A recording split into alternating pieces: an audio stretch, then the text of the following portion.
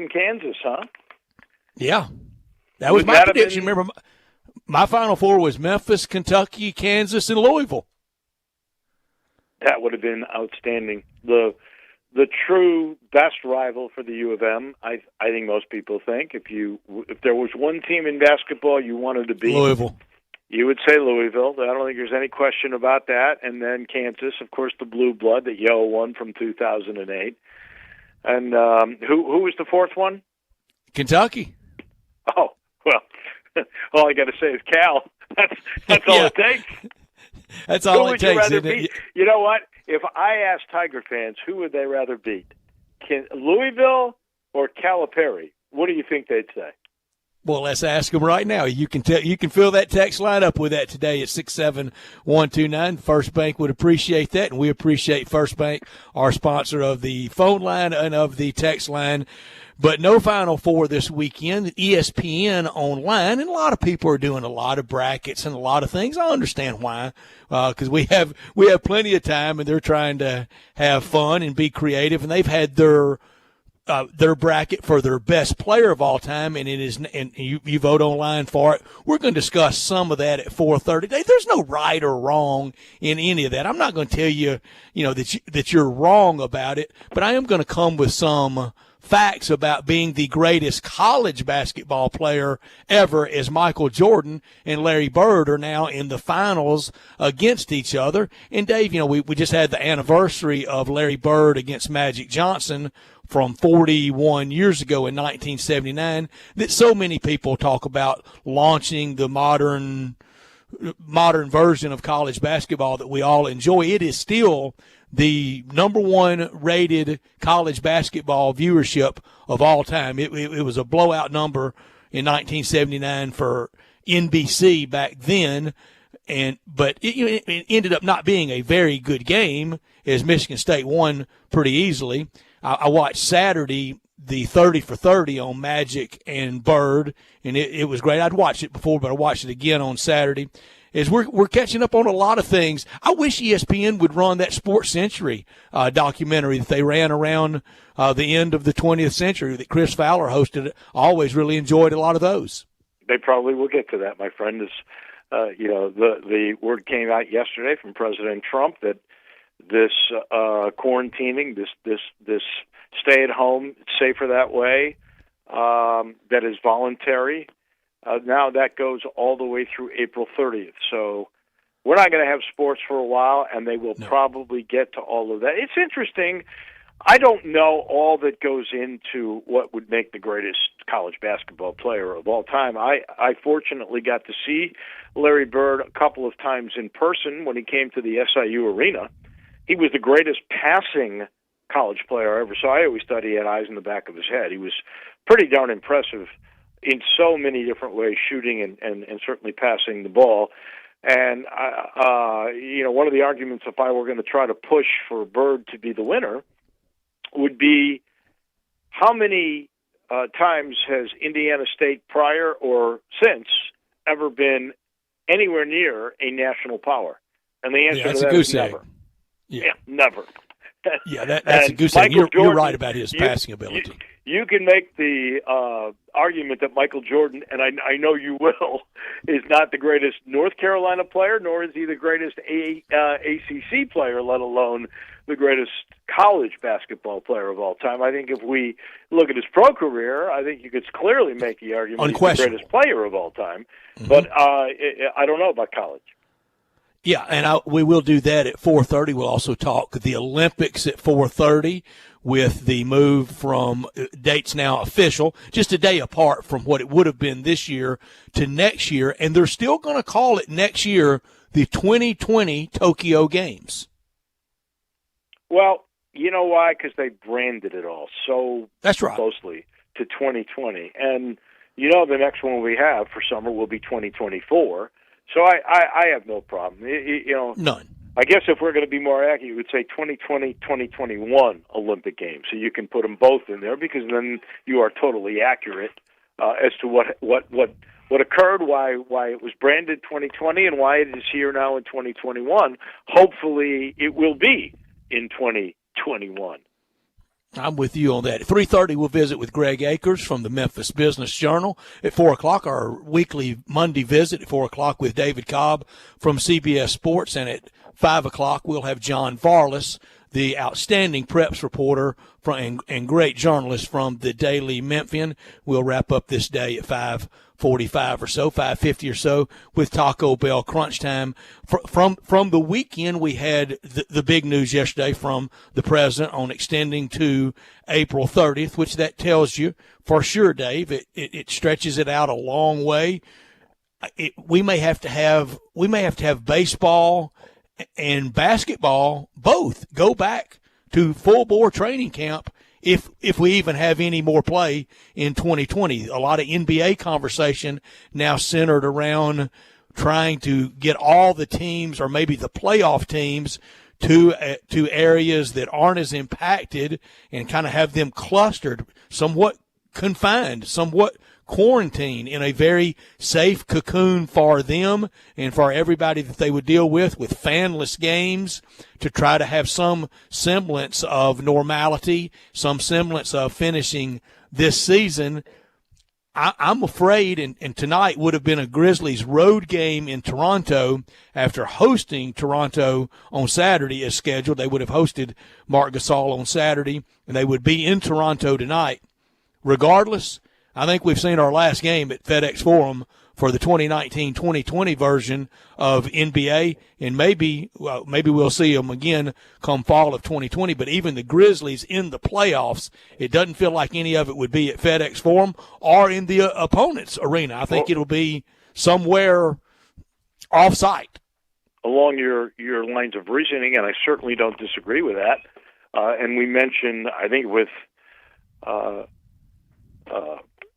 our friend from the Gold Sheet, Bruce Marshall, on Friday, that it could be easily Las Vegas, because they actually have that time booked already for the Summer League, and that's where you could see the playoffs. But if that were the case, I could very clearly see where they would try, at least for a year, to do the NBA season as the Atlanta owner has sort of promoted and offered, that you would start around Christmas and end at the end of August, so you don't compete against college football. I don't know. I've just kept looking at the graph that Dr. Manoj Jain put out, along with a couple of other medical experts from the state of Georgia. One I know was from Emory University.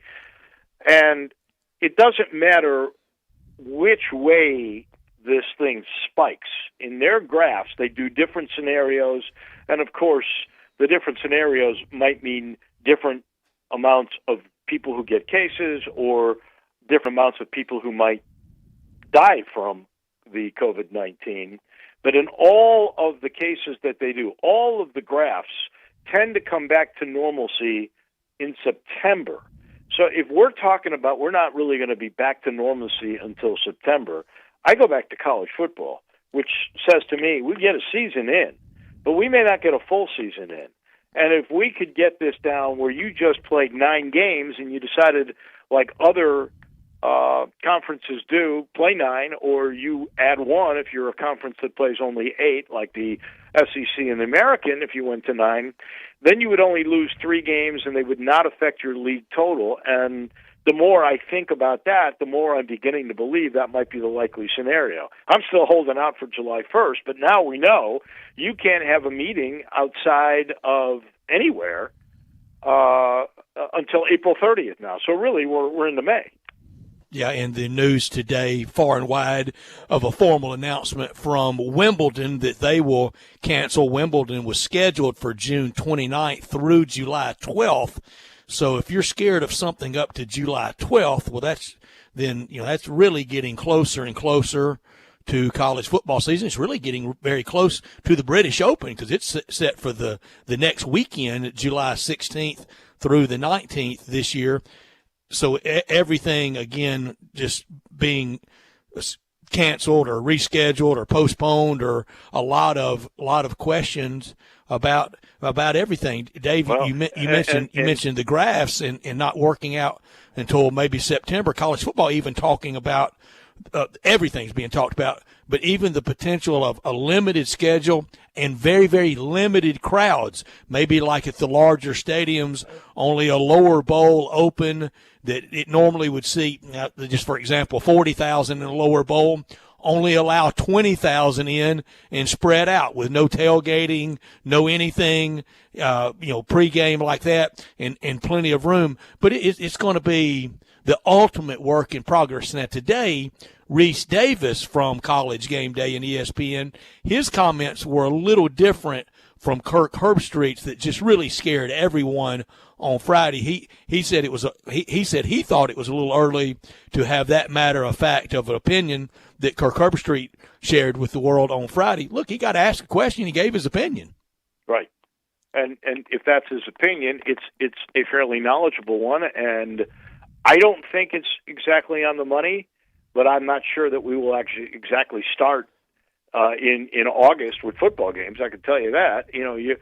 The thing that you just mentioned, those dates, the Wimbledon, and it's in my not top, so I'll get back to that. But those dates are, as you just said, they are from June 29th through July 12th. Well, in that time period, guess what's supposed to happen in Memphis? Yep. The WGC FedEx St. Jude Invitational. And so if Wimbledon is canceling because there's people from all over the world trying to get there, you could say the same thing for Memphis. And I'm just hoping that by that July we are able to go. Your point about the small crowds and people spaced out, I got to tell you, knowing a lot of people, like especially my wife, if they open up crowds, it's going to be when she knows that the doctors have said all throughout this country that it's safe. She's not going to want me to go to a college football game where you might be sitting, 4 feet from somebody because you got to see, it's safe to go 6 to 8, but if you're spaced out and it's only 4 feet and we're still not sure, why would you go?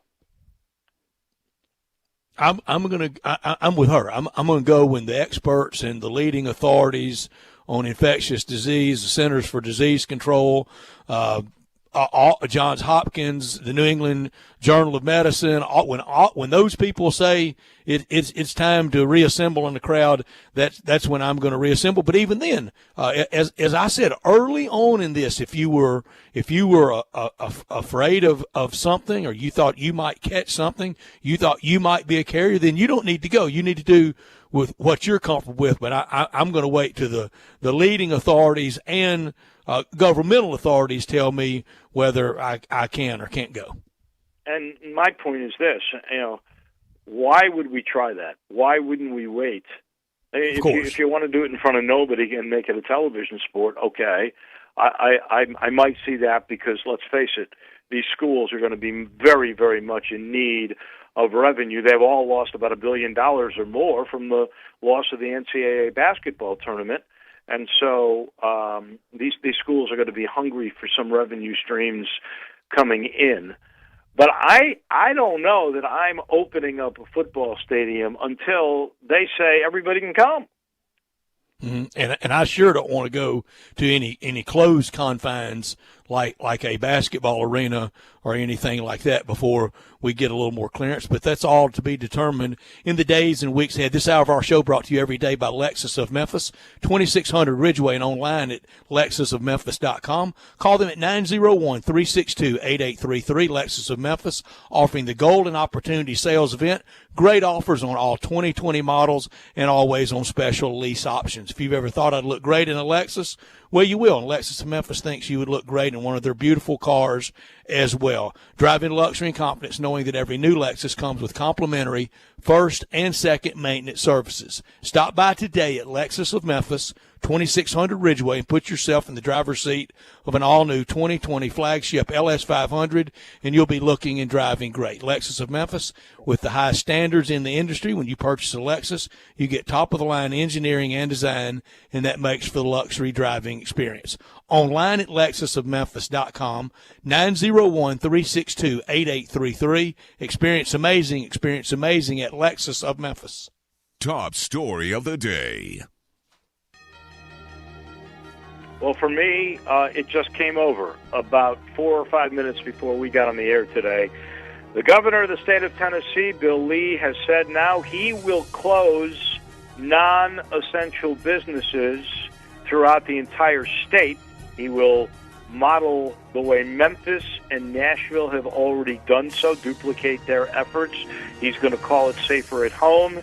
He has not made it clear yet when he will start or when they will finish with the new statewide Safer at Home. Here are the coronavirus numbers at the moment in Shelby County. We're up to 379 cases throughout the metro area. Brett, we have now broken through 501 cases throughout the Shelby metro area. In the state of Tennessee, 1,818 cases. 10 have now have been fatal. In Arkansas, we have 449 cases. 6 are deceased. In the state of Mississippi, we're up to 847 cases and 16 who have passed away. Worldwide, 747,227. 36,223 have died.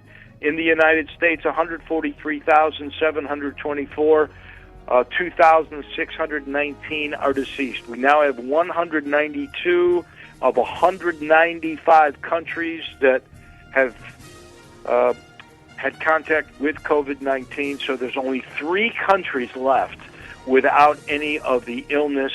And the only good news I can give you when it comes to the coronavirus dashboard is that China, again, 60 to 90 days ahead of us, now 93% recovered. If you believe their government's numbers, and I don't for a second.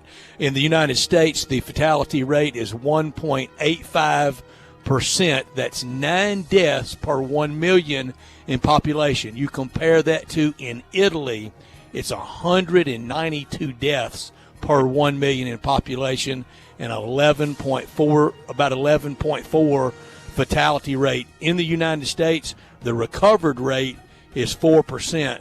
But we know April is going to be very, very, very grim. My top story, the COVID-19 limitations extended through the end of April. It may start back for NBA late May. I wouldn't take that bet with Mark Cuban now when he bet the under last week with June 1, the over or under start date. I think he'll be real close, maybe June 1, for some semblance of the NBA. Same for baseball, and that's really optimistic. July 1st seems a little more hopeful. Fanless, empty arenas, empty stadiums, very likely when they do return, if for no other reason, Dave, the liability, the danger risk, and the fear factor we talked about just a few minutes ago just will be so very high to want to assemble around a crowd of about 4 or 5 people. I would have to say this: every baseball ticket or any ticket that is sold to any fan, at least for the next 6 months, if they do open things up, will probably have a disclaimer on the back that if you are to catch any disease in this ballpark, we're not held liable. And by accepting this ticket, you agree to those terms. The back of the ticket already. What? Yeah, the back of that ticket already exempts the teams from just about anything. Right, and I could see how they would have to really be careful in that regard. It was interesting to me when you made the comment about the over/under from Mark Cuban. I would have to say this: if I were making lines on what he just said, I would have to say that if I were a betting man, it is more likely there will be no NBA playoffs or any more season. That is more likely than they will start on June 1st. I'll tell you that. I agree. Not top story of the day. Well, that to me is the story you already gave. Wimbledon will be canceled. This is actually coming from a sports entity in Germany called Sky Sports. And what they are saying is they will hold an emergency meeting at the All England Club this Wednesday, 2 days from now, where they will make a decision. Again, as you mentioned, right around the FES or the WGC, FedEx Station Invitational, June 29th through July 12th.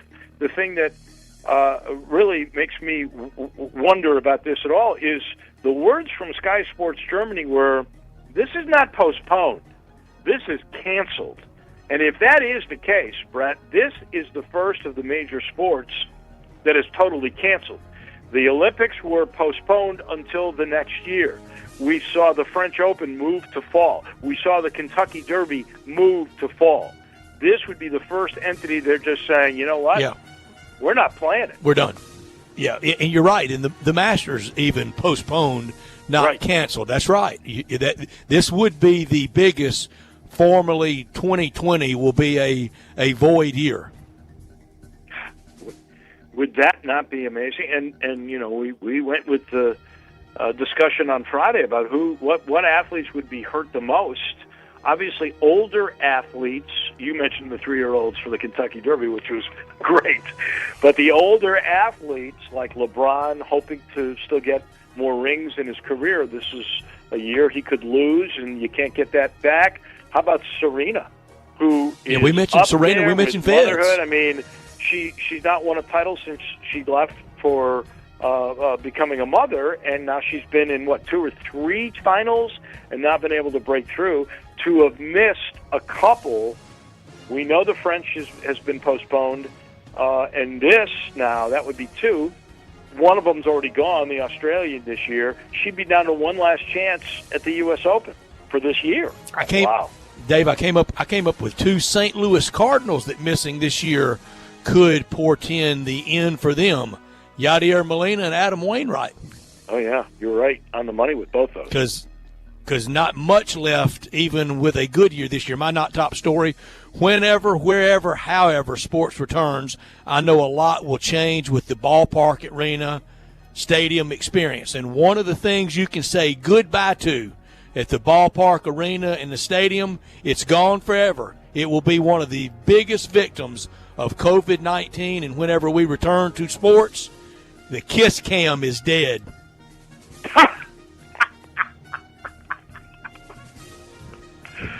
Yes, Dave. The kiss cam. Brad. The kiss cam, it will be a forgotten relic after we're through with COVID-19. Oh, my gosh. I hope not. I'm saying wait a couple of years, it'll come back in a big way. A big way. I don't know, Dave. I don't know. We got a good show today, though. We really appreciate everybody being with us. We're going to try to keep you entertained, informed. Yeah, have a few laughs like about the long-forgotten kiss cam at 3:30. Greg Akers from the Memphis Business Journal. At 4 o'clock, David Cobb from CBS Sports. At 4:30, we'll joust a little bit about the greatest college basketball player ever, and I've got some 2022 Beijing Winter Olympic takes I want to throw out. At 5 o'clock, John Varlas from the Daily Memphian. We'll end the day at 5:47 with Taco Bell Crunch Time. I will let you know a little bit of sad news here, but because of the closing of non-essential businesses, Supercuts is not open for the moment. And I got a chance to chat with my good friend Rob Check, who's got 15 of these locations around the city, and he's just trying to figure out ways he can keep staff on because he's just a good guy, and he cares about all the people that work for him like he cares about his family. He truly does, and you know, he's very, very sad that until they deem it where he can open, he won't be able to do any business. So Supercuts, all 15 locations, just so you know, closed until the government says everybody can go back to work. It is amazing how far-reaching these quarantines are, but we have to err on the side of caution, and that might mean closing some of these businesses down, and haircuts are one of those. So, Brett, if you've ever thought about re-experimenting with long hair, now you've got your chance. Never had the first experiment because my dad, he liked the buzz cut look, and then nature kind of took over, so I never experimented. But this might be as long as it can get at this age. When we come back, you can go long down the sides now, buddy, in the back. I mean, I think it could be a good look for you. I don't know that I can or not, but there will be a lot of changes for a lot of people, and it could be a burgeoning business once we get back to the haircut business because everybody shut down. When we come back, we'll visit with Greg Akers from the Memphis Business Journal. That's next. You're listening to Sports Time on Sports 56 with Wolo and Stats on AM 560, 87.7, and 96.1.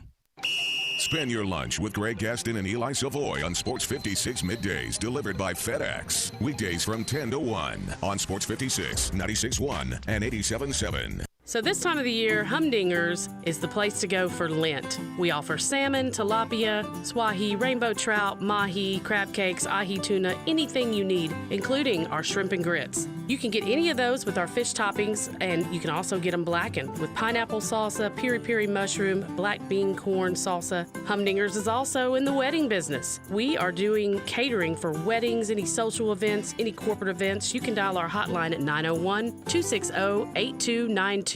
I'm Dr. George Flynn with Flynn Broadcasting Company. The coronavirus situation is causing a lot of cancellation of events, schools, concerts, sporting events, and all kind of social gatherings. It's called social distancing, but you do not have to be distant mentally from everyone in the community because Flynn Broadcasting is with you. We love you. We want to make sure that you are connected and protected from the coronavirus. So keep listening to this Flynn Broadcasting Station. We'll keep you informed, we'll keep you in touch, and we'll keep you connected to your friends. So as soon as this situation is over, we can go back to our normal living. I'm Dr. George Flynn with Flynn Broadcasting Company saying we love our community, we love you as individuals, and we are committed to your well-being. Listen up, Rebel fans. You can now listen to Rebel Yell Hotline on 87.7 FM or on the web each and every Monday from 6 to 7 p.m. If you can't listen to 87.7 FM, Sports 56 has made it possible to listen online each and every week. All you have to do is go to sports56whbq.com and click on the Rebel Yell Hotline banner to listen. That's Rebel Yell Hotline each and every Monday night from 6 to 7 p.m. on 87.7 FM or on the web at sports56whbq.com. Now, back to Sports Time on Sports 56 with Wolo and Stats. This hour of Sports Time is brought to you by Lexus of Memphis. Here once again are Dave Woloshin and Brett Norsworthy.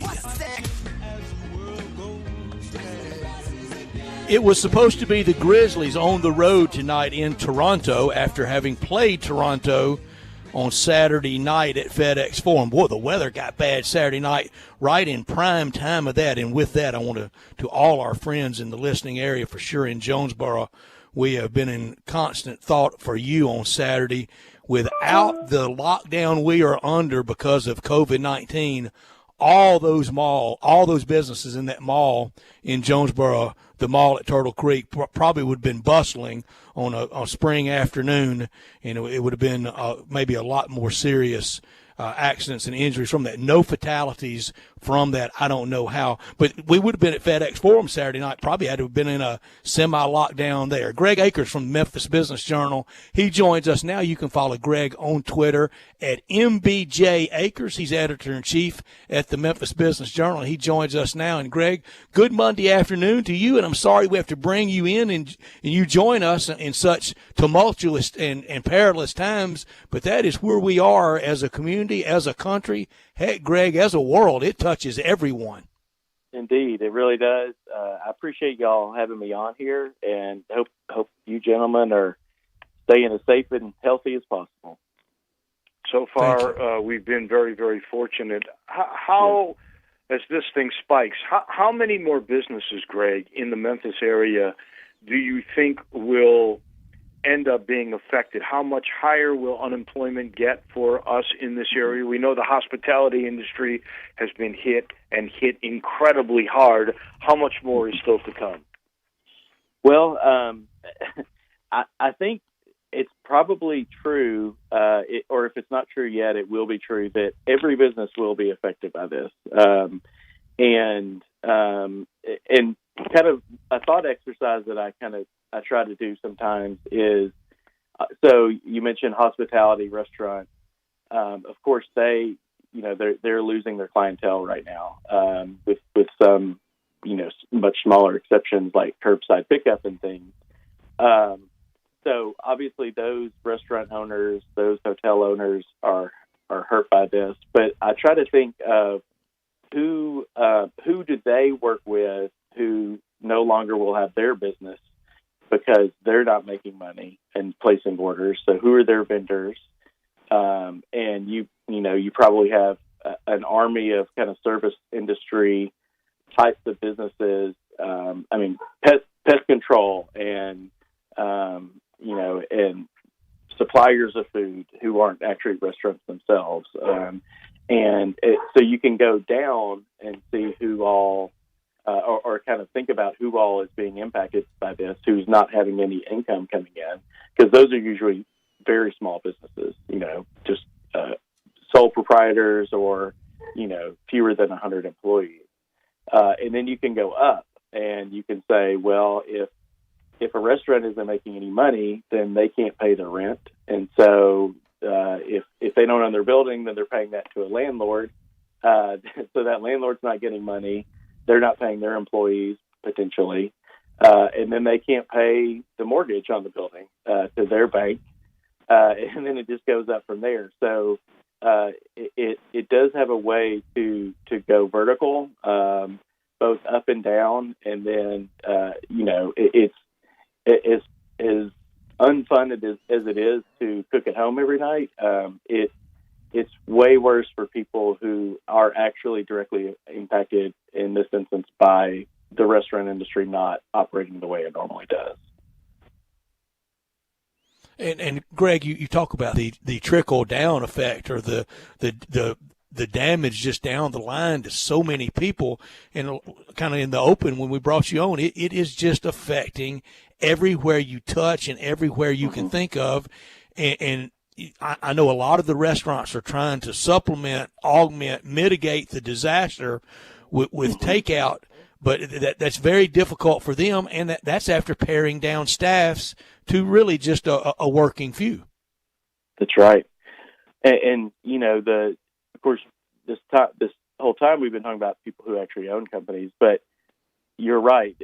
The employees who are, in terms of numbers, the vast majority of all of us don't own our company. We work for someone else, and so if that person can't pay us, then we are out of a job. We might be furloughed, temporarily laid off. There's all kinds of things, but our pocketbooks are taking a hit, which not only does that mean we're not going to go, buy the latest gadget and things like that, but it means we're going to have to make hard decisions about, how much we're spending on food and like the necessities, and which bills we're prioritizing. How many times can I not pay this bill before, something happens? And so, we're all affected, but, I certainly feel fortunate to be in a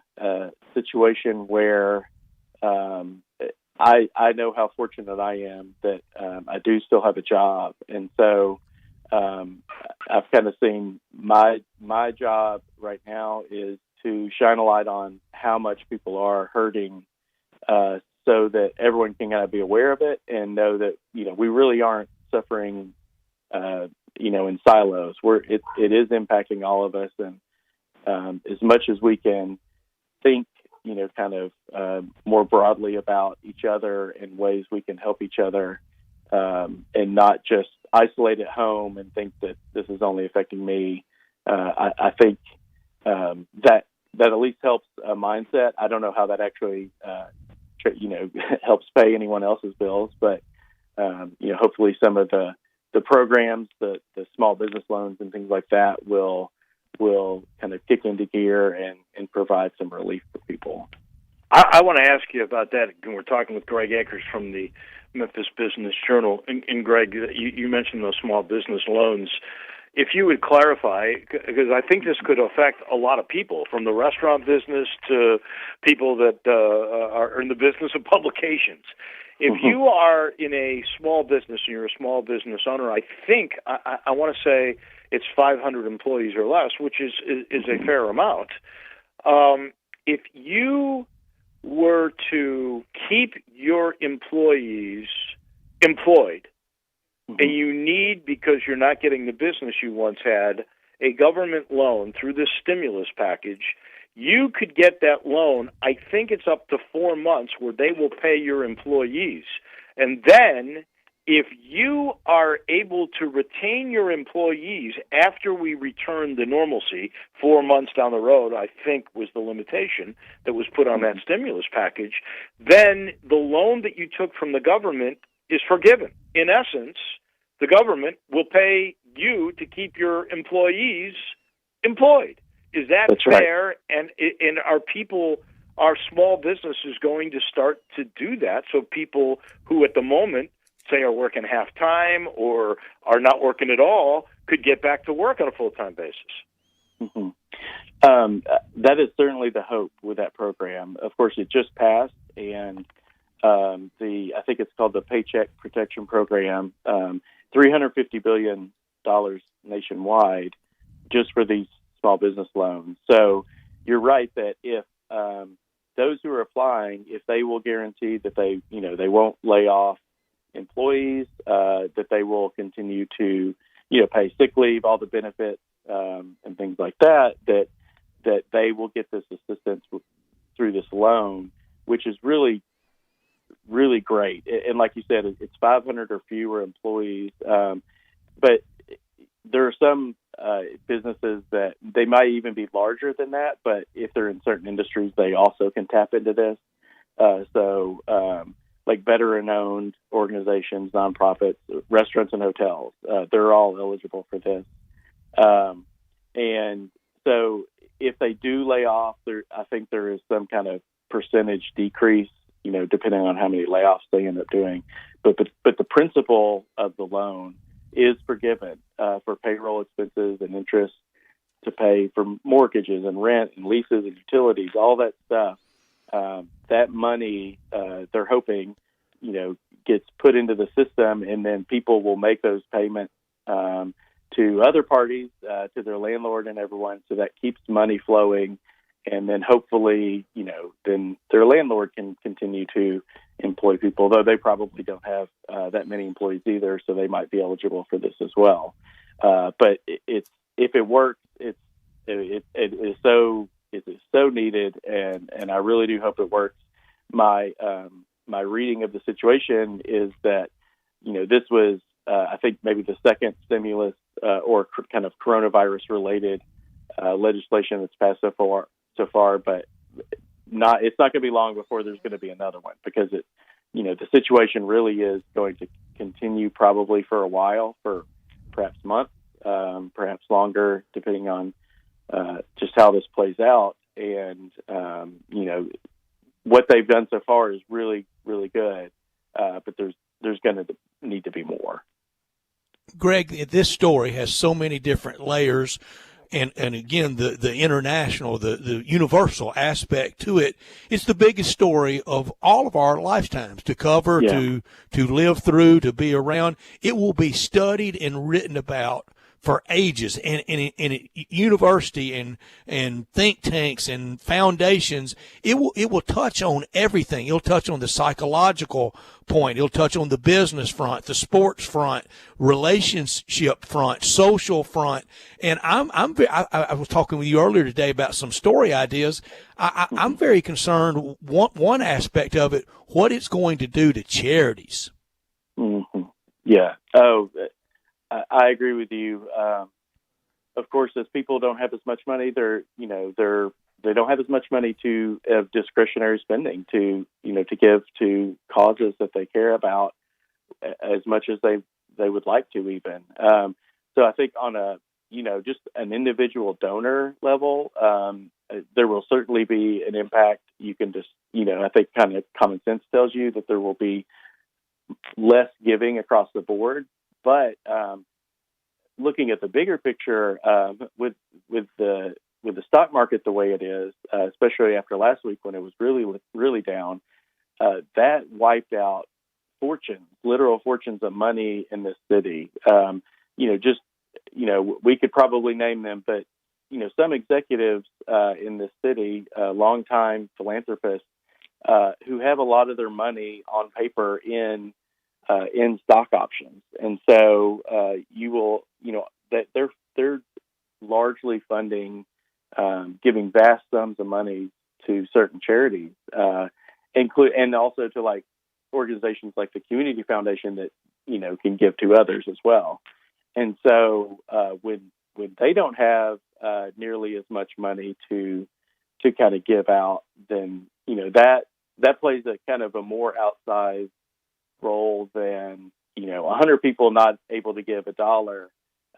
In some instances, there's one or two people who can't give $10, and on scale that really has a outsized impact on this. It sure does. And Greg Akers visiting with us from the Memphis Business Journal, and the story, it will continue. And the sports aspect of it, and what we mainly talk about, Greg, we visited today the number of events, the number of people coming through that door at FedEx Forum, that bond payment they'll have to be made. Same for AutoZone Park, for Memphis 901 and the Memphis Redbirds. There will be tax and civic implications tied to sports from COVID-19. Yeah. One of our reporters talked to the COO of the city, Doug McGowan, last week. And, of course, the city is a business itself. And, like you said, with less concessions, ticket receipts, sales happening, there's much less tax revenue coming into the city, which is how they pay for everything. So they're looking at potentially 20% or more of a cut in their budget that they're going to have to make to address the budget shortfall that they have, the revenue shortfall that they have. So, of course, that's going to mean fewer services or reduced services, and there's no telling how that will play out yet. It's not like the city lives large as it is, or of course, we could be talking about the county or any of the, municipal governments here. This is any city in America. They're not going to have the money to spend on things that they normally provide for people. And then, if they have plenty of debt obligations, like you mentioned, the bonds on FedEx Forum, AutoZone Park, the convention center, many things. So, they're going to have a really hard job balancing as well who to pay, kind of prioritizing. They employ a lot of people, so there may have to be layoffs in the city. I don't have the number in front of me, but the city of Memphis is probably a top 5 employer in the city just in terms of number of employees. And sometimes we forget about that, Greg. And one of the things we could be least concerned about next winter will be the potholes, because city services naturally with that diminishing tax base, it sure can happen. Greg, so much fun to visit with you. I love your hits on Channel 5 quite often. I love reading you in the Memphis Business Journal. We'll have to get you back quite often. Thank you so much for joining us today, Greg. Could I just ask?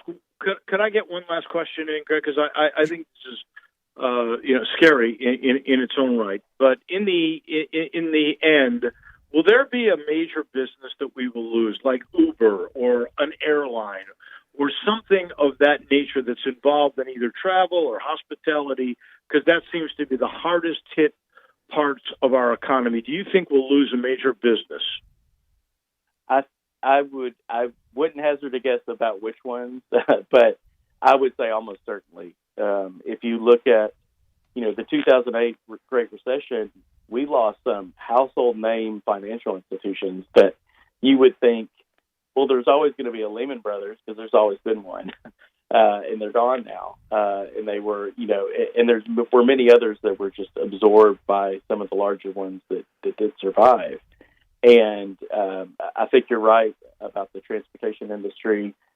There could be more consolidation in the airlines because they run, very tight margins. I think there will absolutely be kind of a reordering of, the business society, because we haven't experienced anything like this in our lives, and we don't even know that's already been the case. We don't even know how much longer this will continue. So there will be profound changes. I think the world will not look the same when we emerge from this. Greg, thank you. Yes. Thank you so much. Thank you for your time, and we'll catch you back up again soon. Thank you very much. Greg Akers with the Memphis Business Journal joining us. Dave, when we come back, we'll wrap up this hour one. I'm looking forward to that, and I'll let you know. This portion of the show brought to you by Conway. Conway Services, heating, cooling, plumbing, electric, and, of course, Free Brewery. And Free Brewery's been extended all the way in through March. Now, we've got something else coming up next month, so you've got a couple of days still to take advantage of getting an 80% free gas furnace, free, if you buy a standard Carrier air conditioning system. And on top of that, you get a thermostat free. It's the Nest. That's the latest and the greatest. The parts warranty is absolutely free. So many different reasons why you want to be a part of Free Brewery, including interest-free for a period of time. Just call 384-3511, 384-3511. That is Conway Services, heating, cooling, plumbing, and electric. We're back in just a minute. We'll put a wrap on our number one of this Monday edition of Sports Time on Sports 56 with Wolo and Stats.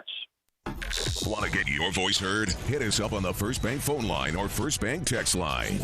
And now, a page from the Diary of Flo. Dear Diary, there's something about protecting people's homes through Progressive that inspires me, because I just had an idea for a book. Well, it was originally an idea for a movie based on a play inspired by a podcast. But the idea is how you can save when you bundle home and auto. Might not be the best idea for a book. Save an average of 17% on car insurance when you bundle home and auto through Progressive. Maybe a radio commercial? Guess we'll never know. Progressive Casualty Insurance Company and Affiliates. Discounts not available in all states or situations. At First Bank Mortgage, their core purpose is to help you get to a better place. That better place may be a lower monthly payment, that vacation you thought was impossible, or getting into a home with a fenced backyard where your kids can play. To get into your better place, First Bank Mortgage makes decisions right here at home. Dedicated to helping you get to your better place, First Bank Mortgage. Call Daniel Mooney at 901-462-0145 today. NMLS 741022. Equal housing lender. Is your wife asking you to stop eating junk food? Well, we have you covered at Humdinger's. It's quick and it's healthy, and most important, it tastes amazing. With many choices from salmon salad to rainbow trout and grilled asparagus. Come visit us for lunch at Humdinger's, 6300 Poplar Avenue. So good, Coach Penny eats with us weekly. Don't forget, Humdinger's offers full-service catering for weddings, social events, or your corporate lunches. You can call 901-260-8292 to find out more.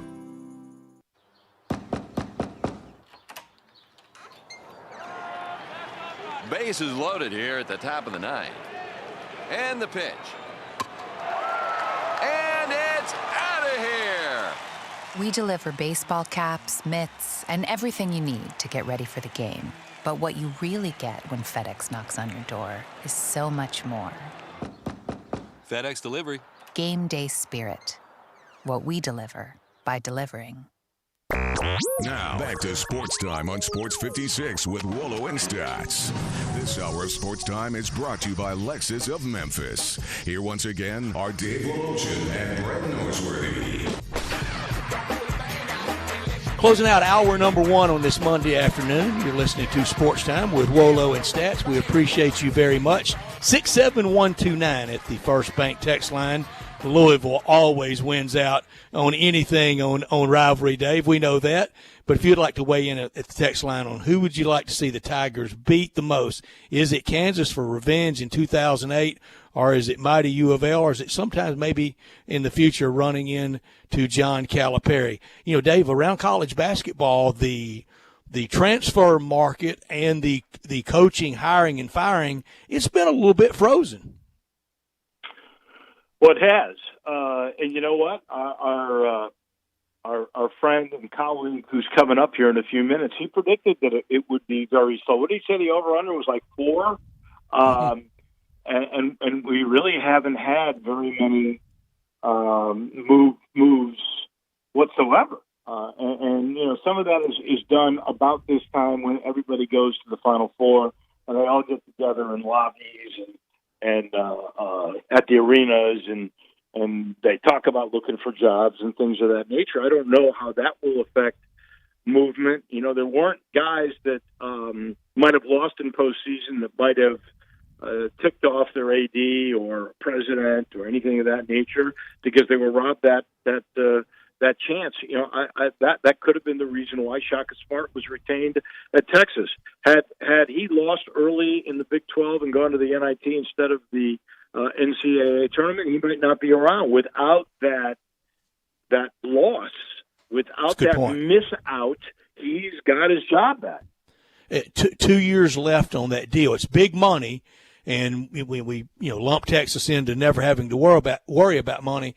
Dave, I think right now across the country, big and small, at kitchen tables, at boardrooms, everybody's thinking about money. Yep. You mentioned the rivalry thing again. I found it interesting. We didn't get a lot of takers, but the majority said Calipari, not even close. I'd rather beat Cal than beat Louisville. I don't know that I feel that way. I don't either. I think the old guard would prefer to defeat U of L, but today would have been the Monday. We'd have been down to a Final Four, and then we've talked a lot during this COVID-19 period related to the tournament of the teams that might have gotten to their most manageable chance to ever win a national championship. They'll not get that. I think it's going to impact recruiting as well, Dave, and even some conversation about some hotshot high school seniors may opt for some brand of pro ball instead of a disjointed, unknown college year next year. Well, that could really be the case. I don't know. I think we've got a bunch of people getting in the portal, so that is happening. But we're not. I don't even know about this April recruiting period. Is it? And we probably. I will take a little bit further for this tomorrow. But and Penny Hardaway is doing a virtual press conference. I believe it's tomorrow afternoon. You'll see a lot of that on TV. We're trying to get him a little bit later in the week to join us for a segment. But he's allowed to make phone calls, but he's not allowed to see anybody, and no one is allowed to make visits. And so this late signing period, I wonder if it will get delayed. Has there been any official word on that yet? I don't think there has. And budgetary constraints are really holding up, giving the semester back to a lot of people because everybody's watching every penny now and trying to have some idea going forward for our budgets. And I sure hope we don't have to live it to see it and have it come home crystal clear to us. But we have no college football. You think we got budget concerns now? There will be mass budget concerns without college football. And then it will maybe it would take that to show some of the last few that really don't believe it, that it is the straw that stirs every drink. Well, I think everybody knows that now, and that's why there's a Power Five, and there's the others that aspire to be Power Five. Fortunately for the American, their last TV deal did elevate them between everybody else. But very, very far below the Power Five. What it might do is slow down these exorbitant locker rooms and more of the additions to stadiums or arenas, and maybe more for rainy day funds if we think more of this stuff might occur. And it will change the way we view the way we spend. It will. I think you're right that everybody recognizes that college football is the straw that stirs all the drinks. I don't know how much some really appreciated it, and they may not until it really hits home with some drastic cuts because everywhere. And the idea, and I don't know how many we're trying to transition this year, but there's always two or three. Last year there were 130 in FBS, and there's always one or two or three that try to transition the next year. I think that will slow down. The glut of bowl games will naturally have to slow down. And you're right about the over-the-top spending because it just won't be there. You may have to make it on the hot and cold tub that's only 2 or 3 years old instead of a new one. Yeah. Or some of the extravagant locker rooms that we have, like the one at Texas A&M, where they literally somehow take out the sweat smell and put in a perfume smell with an elaborate air conditioning ventilating system. Those kinds of things might have to drastically change instead of some of the extravagances where you have to spend it to keep it coming, right? Now maybe they'll go, you know what? Might have to save it. To keep a few of those bucks just in case something happens again. And it would be significant. We know the vast majority, and I would say 80% of the television money that makes the Power Fives the Power Five comes from football. 20% might come from basketball, and there are small percentages that might come from baseball. But the bottom line is it is a vast, vast, vast majority that comes from football. And those schools, and even trickle-down effect, like schools that get money from buy games, those will be greatly affected if there is a loss of revenue, a loss of games, and a lot of games from the college football schedule. For sure. When we will discuss that in the days and weeks ahead, I just know that if it gets to cutback time at A&M, it's going to be cutback time at UTEP and Texas State, and it's going to be rough. We'll talk college football and college basketball to start hour number 2 with our friend David Cobb from CBS Sports. We do that every Monday. He is with us next. You are listening to Sports Time on Sports 56 with Wolo and Stats on AM 560, 87.7, and 96.1.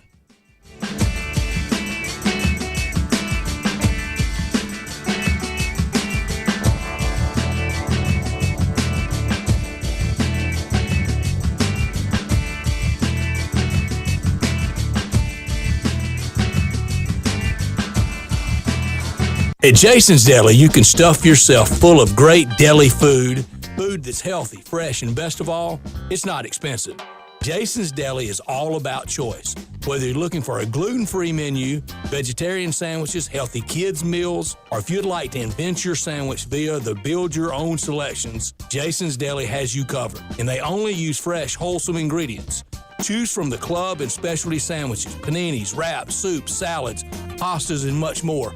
I love the cleanliness in the restaurant, the hospitality, and of course the cost. They have a huge salad bar and great soups, including Southwest chicken chili, fire-roasted tortilla, organic vegetable, tomato basil, and many, many more. And if you're planning an event, their catering department is fantastic and can handle any size party. Go check out Jason's Deli's 4 locations. On Ridgeway in the Park Place Center, that's my favorite, on Germantown Parkway in Cordova, at Poplar and Highland, and on Goodman Road in Olive Branch. Hey everybody, this is Coach Penny Hardaway. There's a comfort in being home, and to me, comfort food and family makes Memphis the place to be, along with having the best basketball fans in America. I like pulling into Corky's and getting one of their family party packs. How can you go wrong with pork, beans, slaw, sauce, and buns for only $5.99 a person? It is so easy. I can call ahead, order online, or just pop in. Tailgating can't get any easier. Tell them Penny sent you. Encore flavor, Corky's barbecue. Listen Sundays at 11 a.m. to join Idlewild Presbyterian Church for worship. Idlewild is a PCUSA church located in Midtown Memphis. We are Sports 56 WHBQ Memphis, WIVG-FM Tunica Memphis, and WPG-FLP Memphis. Flynn Broadcasting Stations. Now, more of Sports Time on Sports 56 with Wolo and Stats. This hour of Sports Time is brought to you by Homer Skelton Hyundai. Here once again are Dave Woloshin and Brad Norsworthy. We are practicing our version of social distancing. I'm at home, Dave's at his home, and we are also practicing our stay at home, staying in place as we try to work through this third weekend without sports, day 18 without sports, and really it doesn't feel like an end in sight with the president's order yesterday to April 30th. If sports started the next day, and it won't, on May 1st, it would take at least 3 or 4 weeks of a run-up of some type of spring training to get ready for it, and that's probably not likely. So June 1st seems very, very, very, very optimistic. July 1st seems a little more in line, and even that, is a little terrifying with the news of Wimbledon now canceled. Wimbledon set to be held June 29th through July 12th. The very next weekend is the Open Championship, the British Open, July 16th through 19th. And Dave, with the announcement, and David Cobb will like this news as well, or this take as well, since he's also helps out on golf coverage and did last year at the WGC. I think we pretty much know our WGC FESJI date for next year, with the Olympics being set, will be around the 4th of July like this year, when we were supposed to kind of go back to later July next year like we did it last year, if that makes any sense. Well, if that's what the U.S. Olympic, or not the U.S., if the IOC deems that's when the Tokyo Games will be. There was some talk they've already set the date. To spring. Now they said it would be, once again, it may be in the time slot. I don't think it's in stone, but most likely in the time slot.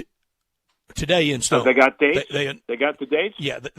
Yeah, they got the dates in stone, and it's going to be one day different than last year. It's going to be July than it would have been this year. It's going to be July 23rd through the closing ceremony of August 8th. David Cobb from CBS Sports joins us now. So, David, a lot of rescheduling, a lot of scheduling on the fly, and a lot of talk about in the fall and next year. I hope we get to the end of fall and into next year with sports. I do too. It's kind of weird without it. I mean, it's really weird without it. Not just because our livelihoods are largely based around it, which sort of makes this whole thing apprehensive, but just like from a social standpoint, I started to realize like so many of the relationships that I have even today were started in youth sports, for me, especially being back here in Memphis now. The people that I see on a somewhat regular basis are people that I played sports with growing up, or people who I've known through covering sports now here over the last couple of years. And then, just think even socially, like when I'm around people who, I don't really know that well, one of the main things that we usually bond over is sports. It is. And so it is very bonding. Weird. Yeah, we're clinging to golf. I played golf a couple weeks ago. I hadn't played since, but I still think there's a few places where you can go where it's allowed, and even then you got to be careful because just with the spread of the disease and whatnot. But I think that's still allowed, if I'm not mistaken, at least in some places right now. I think golf courses, and I must say I've played a couple over the last few weeks. The precautions they're taking at the private clubs where they allow you to ride in a cart, only one person per cart unless it's a married couple. And they before your very eyes, they sanitize the cart before you get in it, so you see it. They do not touch your bag. You put the bag on the cart yourself, so there's not that other interaction. There's hand gel all over the place. You are not allowed to touch the flagstick. There are no rakes in sand traps. So you can opt to make a rule where you just drop out of the trap, or you are at your own risk in sand traps. Some places have put noodles, sponge-like things in the I saw that. Flag yeah. Do you feel like that's like the same though? Like, because I don't know. I don't know. If the ball hits the noodle, would it have for sure gone in the hole? Count it. Put it on the board. You know what? These are trying times. If that helps your score, David Cobb, I'm all for it, buddy. Go ahead and lie to yourself, David. I saw that. I thought it was funny. Well, if push comes to shove and whatnot, just know that I'm willing to caddy for you. And so, I mean, I'm not on the job market yet, but, if we get to that point in the coming months, I would love caddy for you. I think it would be great. Well, by these local rules, by the way, that's probably not allowed. Yeah. By the way, the local rules, if you hit the flag, if you hit the stick, it's in. So you could like be pitching or hitting your second shot from the fairway. If it goes in, bingo, you got an eagle. If it hits the stick. I like that one. Yeah, okay. We should have been scoring like that forever. I know, right? Yeah, I would have loved it. Hey, I just said something, and I hadn't realized you'd actually written a story about this. I did reference you, David. Yesterday you said, or last week I should say, you said you had the over-under, I believe, at 4 on the amount of changes at the head coaching position in college basketball.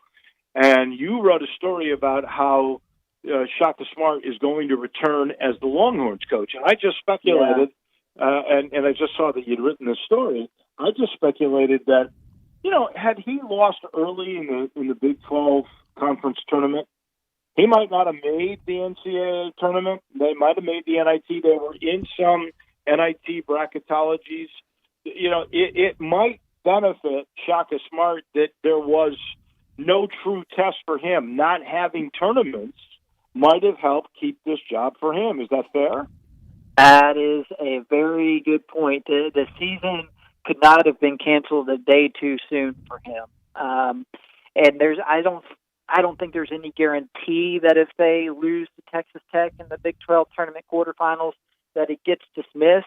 But at that point in time, we were just starting to realize kind of how dire this whole situation was, or is, and will be, financially, more so than anything for these universities. And, if they've gone on and played that game against Texas Tech, and if they had lost, it's certainly possible that the groundswell of sort of anger there in Austin among the Texas faithful might have sort of forced them to make a move.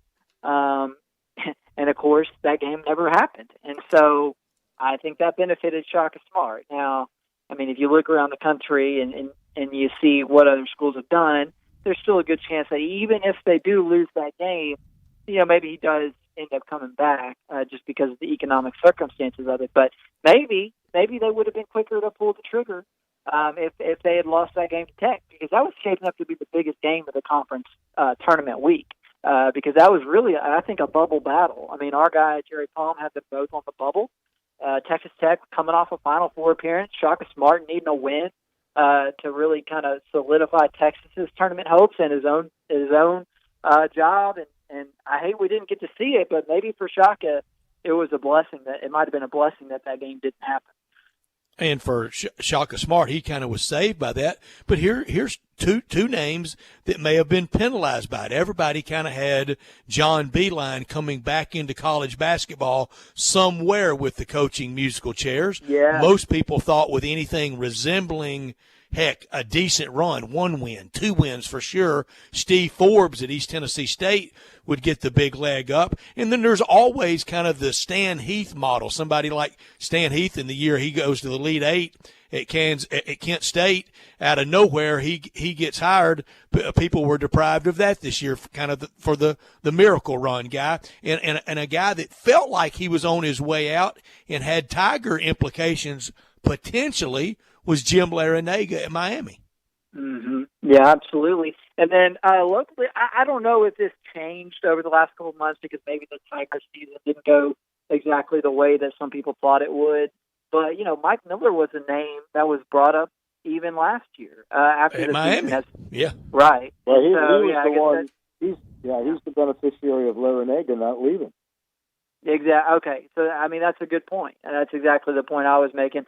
And I guess I hadn't kind of filled in the blank there with Mike Miller in Miami. But, those are good points about, Forbes and some of those other guys, because as it stands now, there are 1, 2, 3, 4. I think there's only 5 jobs that are technically have not been filled in Division I.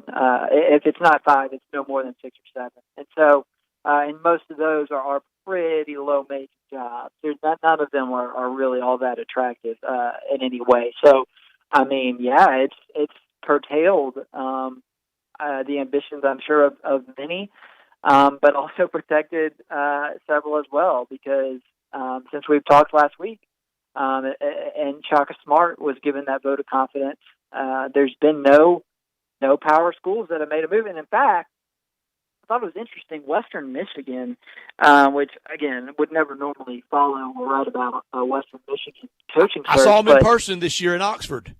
Really? Well, yeah. They moved on from their coach who'd been there for like 17 years, Steve Hawkins. And in the release that came out the other day where the AD announced that they were going to promote from within, she basically came out and said that we didn't do a search because of this epidemic. And basically said, look, we're going to save over $100,000 by promoting from within, as opposed to, going out and hiring somebody who had a comparable salary to the last guy.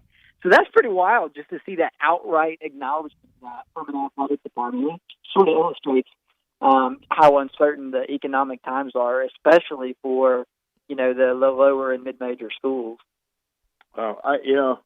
We just talked about the impact of college football. If these schools lose that revenue stream or a portion of that revenue stream, because it is the vast majority of the money they bring in to set their budgets. And now you're talking about basically a low major school that is deciding they didn't like their coach. He'd been there a long time, and as is the usual case, it ran its course. But instead of going out and getting new blood, they're going to go dip within his staff and find his successor, because they just can't afford to do anything else. When we look, and depending on how long this pandemic lasts, we could see a lot more examples of that for sure. I think it's already changing some of the schedules, David, and I brought this up earlier. I really don't know the answer, but the signing period that was supposed to begin in April after the Final Four, what's happened to that? Has it been put on delay? Is it still going to occur? What's the latest on the late signing period? I looked into that the other day, and as of now, it's kind of the same as it was supposed to be, but it's subject to review. And so, the whole situation is just a mess, because they've got to decide, I think, and they actually are supposed to come out with this any minute now, the Division I Council, if the winter and spring athletes are going to get another year of eligibility. And I don't think the winter athletes will, but if they were, it would really change the scholarship dynamics for some programs, unless they just made sweeping accommodations for players who were going to return. And so I think the NLI process is sort of on hold until that situation has sort of been rectified. So I think that as of now, that's proceeding as normal. The late signing period, because you've got these guys like the Jalen Greens and the Greg Browns, and there's a couple others out there still as well who are like top 50 in college basketball who are uncommitted and unsigned. And obviously this whole situation, maybe they wish they had signed earlier, I don't know, or maybe this will, spur them on to consider taking the R.J. Hampton route. And if New Zealand is able to play professional basketball this next season, and it's not certain that college basketball will start back up, maybe they'll look into taking that route. So that as of now, I think that signing period is still the same, but I think it's been stated that it is subject to evaluation and to potential change. David Cobb, our guest from CBS Sports. You can follow David on Twitter at David W. Cobb, and he's with us every Monday at 4 o'clock talking college football and college basketball. David, I said it a little bit with a little jocularity, but there's some seriousness in it. This would not be the good timing word. I don't know if there's ever the timing for either one of these type of instances, but right now with so many shows looking for content and not a lot to really chew on from the world of sports, nobody needs to pull a Bobby Freeze or a Bobby Petrino or a Hugh Freeze right now. I mean, maybe it wouldn't be the worst thing for us, but yeah, because it'd get plenty of airtime. You look at it right now. Like Liberty University is getting some play in the sports world. Just university, not the athletics. The university as a whole is being a little bit of a point of I don't know. They've just been the target of a lot of jokes and hate and whatnot because they've just opened their campus back up. Like nothing's really going on. And so, just think about if Hugh Freeze started making the football players report to practice or something, that would be the talk of the sports world. It's funny. I wasn't talking about football practice incident. Yeah. Well, you're talking about a scandal, which we have no.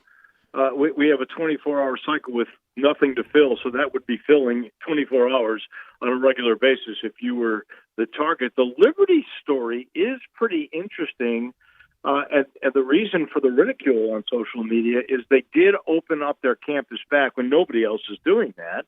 They did it, and immediately kids got sick, and that's the reason for the ridicule. Shocking, right? Yeah. Yeah. It really is, David. And we all know the proximity of what a college football locker room and a college basketball locker room looks like, even at these expansive suites and great SEC locker rooms. A big room can get real small real quickly. Yeah, I mean, I'm no doctor, but I hear that. I guess our hope is going to be it's kind of a weird thing to say, but to model the Chinese, because they're going to try and start back the CBA, right, like next month. And obviously they're in clusters. Yeah, they're well ahead of us in terms of nullifying the disease and the impact of it on the general population. But hypothetically, I suppose, if they're able to successfully isolate their players and their staffs and the essential personnel required to play a game, and pull it off, okay, well, maybe we could get back to it in June. I mean, it would at least give us something to hope for. My only concern with that is how are NBA players going to react if it's essentially mandated that they are, sort of confined to a certain space and a certain number of people, and what if that means that they can't interact with their families or their kids or, significant others? I don't know how they would police all that, because then how do you police who all the families are interacting with? It just seems like it could be awfully difficult to pull it off, and that the Chinese would have some more tools at their disposal, right? Because, I mean, they're an authoritarian government and they can kind of do whatever they want, I guess. So I guess, maybe the Chinese could pull it off and isolate things, but if we just sort of put everybody back in the locker room as normal and let everybody in that locker room interact with people on the outside world, I mean, I don't know, but it doesn't seem like that would last very long, because it just seems like it would just be a matter of time before somebody got a positive test. We're back to square one. Well, you get a positive test, and now you're totally shut down again too.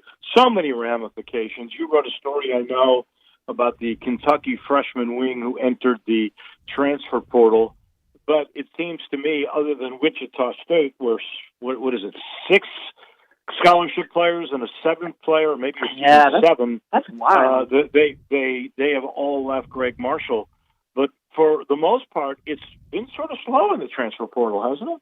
There's a ton of names in there, but not there haven't been a ton of guys who have decided on where they're going yet. A lot of talk. I'm reminded also that just because you're in the portal, I mean, I know there's some coaches who kind of take the hard line stance and say, well, if you're not with us, you're against us, and you get in the portal, you're done. I think that's dumb. I mean, if I were a coach, I wouldn't take that stance. Real short-sighted. Yeah, especially in these circumstances. So the numbers I've seen are that there are more people in the portal than there were last year, and it's a pretty wide margin. It's just that I haven't seen many of the higher-profile names commit yet. I mean, I know Duke got a grad transfer from the Ivy League. There have been, a couple of sort of less, like Tennessee got a guy from Sacred Heart, I think it was, a big man, but none of the Johnny Juzangs or other guys who were big-time prospects in the last couple of years have committed to schools of significance that I've seen. So, I mean, if you're looking out there for, somebody Penny can bring in, we're nowhere close to hitting the panic button yet on that, because there are still a ton of names in that portal, and I've seen Memphis' name associated with a lot of guys who have stated that they're in the portal.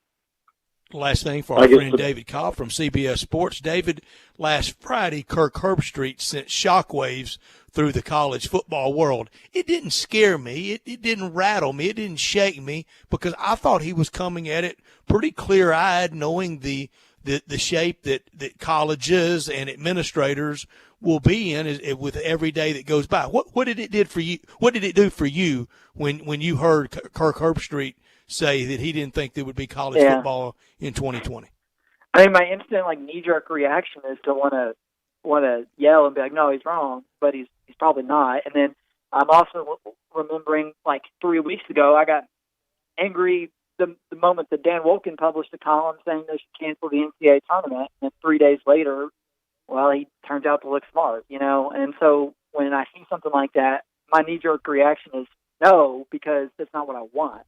But if you look at it, as you say, with clear eyes and sort of just take off your desire, you can see why he would have that take. And I'm afraid he's probably right, because just the liability of it all, and just we're so, like, every day. I mean, there's just another twist and another turn to there.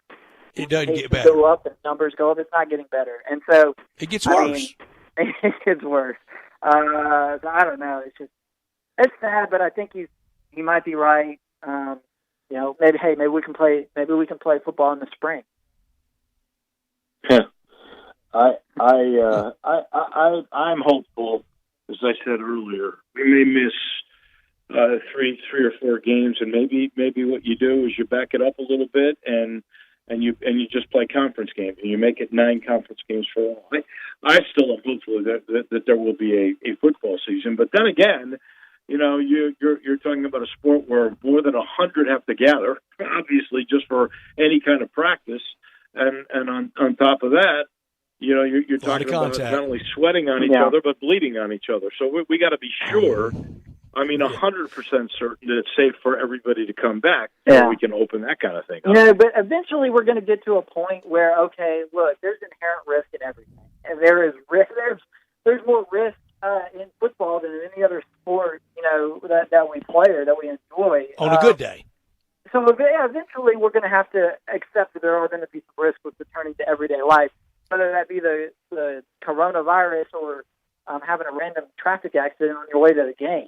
And I just hope that we don't sort of overlook that, and because if we get too obsessed with making sure that this thing is completely gone, we could be talking about years before we return to our normal life, and nobody wants that. So at some point, I hope that society sort of collectively realizes that there is inherent risk in any activity, especially in the sport of football. So no, we don't need to rush it back. We don't need to endanger the lives or overload our healthcare system. But eventually, we got to get back to normal. And we will eventually. And David, we appreciate your time today. Stay safe out there, and we'll talk with you again next Monday. Thank you, David. Thanks, guys. You got it. Thank David you, my Cobb friend. with We us appreciate every it. Monday. And Dave, when we talk about when the history of COVID is written, it's going to be journal after. It's going to be just reams and reams and reams of things. One of the really smart things now with the value of hindsight, I don't know how many lives were changed, but we know the large density of people. The cancellation of South by Southwest in Austin looks smarter by the day, doesn't it? Oh, yeah. Well, those people were smart because they listened to medical personnel. They listened to the experts. They saw what was coming. They reviewed what happened in China. They knew what was about to happen in Italy. These people know. And the decision makers for that incredible event in Austin, Texas, listened to what the medical experts said. And that's why I was so pleased yesterday, to be honest with you, that the President Trump listened to his medical people, and they made the decision that they would extend this volunteer quarantine until April 30th. We got another month of this, but my goodness, you have to be on the safe side, especially when every doggone graph and forecasting thing that we use says that it's about a week or two before we really have the big spike. We're still sort of in a waiting mode. Right, and the doubling effect, we're seeing what it's doing to New York City. I saw the governor of Maryland on television this morning, a Republican. It's not a party thing, and it's not a party thing to him, but we see Andrew Cuomo in New York, a Democrat, Larry Hogan, a Republican in Maryland, and he was talking about it. He's scared that the that D.C. and the D.C. suburbs, there are a lot of Maryland people that live in those D.C. suburbs, that it's next after New York City. And when we return at 4:30, Dave, I know we're going to talk about the ESPN rankings of the greatest college basketball player ever. It's down to Larry Bird versus Michael Jordan. I've got a lot of provisos. I want people to be sure and hear about Michael Jordan as a basketball player in the large, but also about him in the narrow as a college player. We're going to do that at 4:30. Looking forward to that for sure. Title sponsor for this hour of the program is Genesis of Olive Branch. I tell you about all the technology that's inside. I'm going to tell you, they got forward collision avoidance assist with pedestrian protection. I talk about trying to change lanes and you can't. This will make sure you don't hit any people. Full LED headlights with low beam and high beam assist, and it does it for you automatically. Blind spot collision avoidance assist. You can't hit somebody in the other lane. Smart cruise control with stop and go. Driver attention warnings. There's even a little thing on there. I've had it where I guess they thought I was driving a little erratically, and it says, consider taking a break, and the emoji it uses is a coffee pot, a coffee cup. It's really, really amazing stuff that they have in all the Genesis, including complimentary service valet and connected services and navigation and multimedia updates, complimentary scheduled maintenances, and that's where Genesis of Olive Branch comes in handy with the way they serve everybody. They do a maintenance schedule. They know your family before it's all said and done. And the product's so darn good that you get a 10-year, 100,000-mile limited powertrain warranty. Please see what I'm talking about. Go where the standard for, I think, car dealerships is right on Highway 78 at Craft Road. Turn left right there and go see Chris True and all the gang at Genesis of Olive Branch. We'll take the time out, and when we come back, we will talk China and the Olympics, and we will talk greatest college basketball player of all time, if you can actually figure something like that out. That's nuts. On Sports Time on Sports 56 with Wolo and Stotts. Start your day with Sports 56 Mornings with Peter Edmiston and C.J. Hertz. Right here on Sports 56, 96.1 and 87.7 FM. Love at first sight? Nah, I thought that was just movie stuff. Until last Saturday. Because last Saturday, it happened to me. Aaron's delivered my brand new Samsung refrigerator. With built-in ice maker, affordable payments, no credit hassles. And now I know what love looks like. What's it look like? And sounds like, too. Oh, listen to that. Rent a home that's easy, beautiful, and affordable. Aaron's for your happy place. Geico gets you access to licensed agents 24/7, which means that Geico is always there for you. If only everyone was always there for you, like your wife when you forget your keys at work. Hey, hon, you get my texts? I am looking for the spare house key. Maybe I can get through the window. Turns out the alarm works. Wow, it works fast.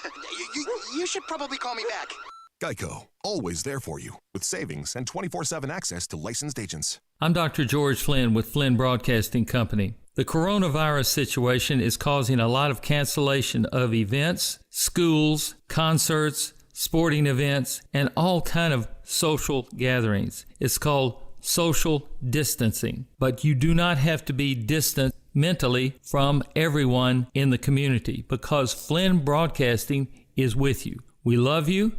We want to make sure that you are connected and protected from the coronavirus. So keep listening to this Flynn Broadcasting station. We'll keep you informed, we'll keep you in touch, and we'll keep you connected to your friends. So as soon as this situation is over, we can go back to our normal living. I'm Dr. George Flynn with Flynn Broadcasting Company saying we love our community, we love you as individuals, and we are committed to your well-being.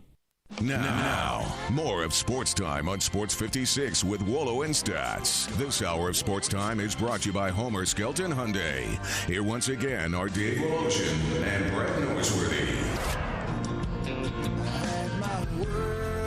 Yeah, at ESPN.com, they've been doing a bracket on the greatest college basketball player ever. I want to be clear. I want to be just as clear as I can be. The greatest basketball player in the history of the sport is Michael Jordan. Most of that, or some of that, the great majority of that, I think was built with his prodigious NBA career. He was a really, really, really, really great college basketball player, but just 3 years at North Carolina. I say just one national championship. It was the one national championship as a freshman when he did hit the game-winning shot. But he was not – I just do not think he was – not only not is he the greatest college basketball player ever, Dave, I don't think he's the greatest player ever for college while they were at North Carolina, the years at Chapel Hill. Then a guy like Tyler Hansbrough. Tyler Hansbrough was 4 years, all-time leading scorer, all-time leading rebounder, won a national title, MOP of the Final Four. Michael Jordan was not MOP the year he hit the winning shot. James Worthy was. I think James Worthy was better at North Carolina. I think Bob McAdoo was better at North Carolina. And then in the history of the ACC, I'm not so sure that Michael Jordan would be in a top 10 in the history of the ACC. Lenny Bias was better. Shane Battier was better. David Thompson was better. Tim Duncan was better. Now, if he had played that fourth year, his senior year, maybe he would have eclipsed all them and won it again. Ralph Sampson was 4-year guy in the ACC. J.J. Redick as a college basketball player in the ACC, he was better than Michael Jordan. And I know the Michael Jordan cult doesn't hear anything but as a pro and with the Bulls and winning 6. I'm drawing the line on J.J. Redick. You had me until then. I would agree. Tell me where I'm wrong. He scored more points. He won more. He wasn't nearly as good a defensive player as Michael Jordan was. We're talking both sides of the floor. He was a 4-year guy. Michael was only a 3. I would say to you that if I were really trying to identify who the best in the ACC was, I think I would start with Ralph Sampson, or I'd have Christian Laettner in there. For sure. Because, Christian Laettner might have won more titles than anybody, except for teammates. He won 2. On Grant Hill, Bobby Hurley. Yeah. But 2 was. Did anybody win 3? No. I don't think anybody's won 3. So, you probably have to go with the guys that won 2 and that were instrumental on both sides of the floor. Heck, you can go back to Larry Cunningham and Larry Brown in North Carolina in the very Lenny early Rose days. and Blues. You mentioned Tim Duncan. I mean, what a great player he was at Wake Forest.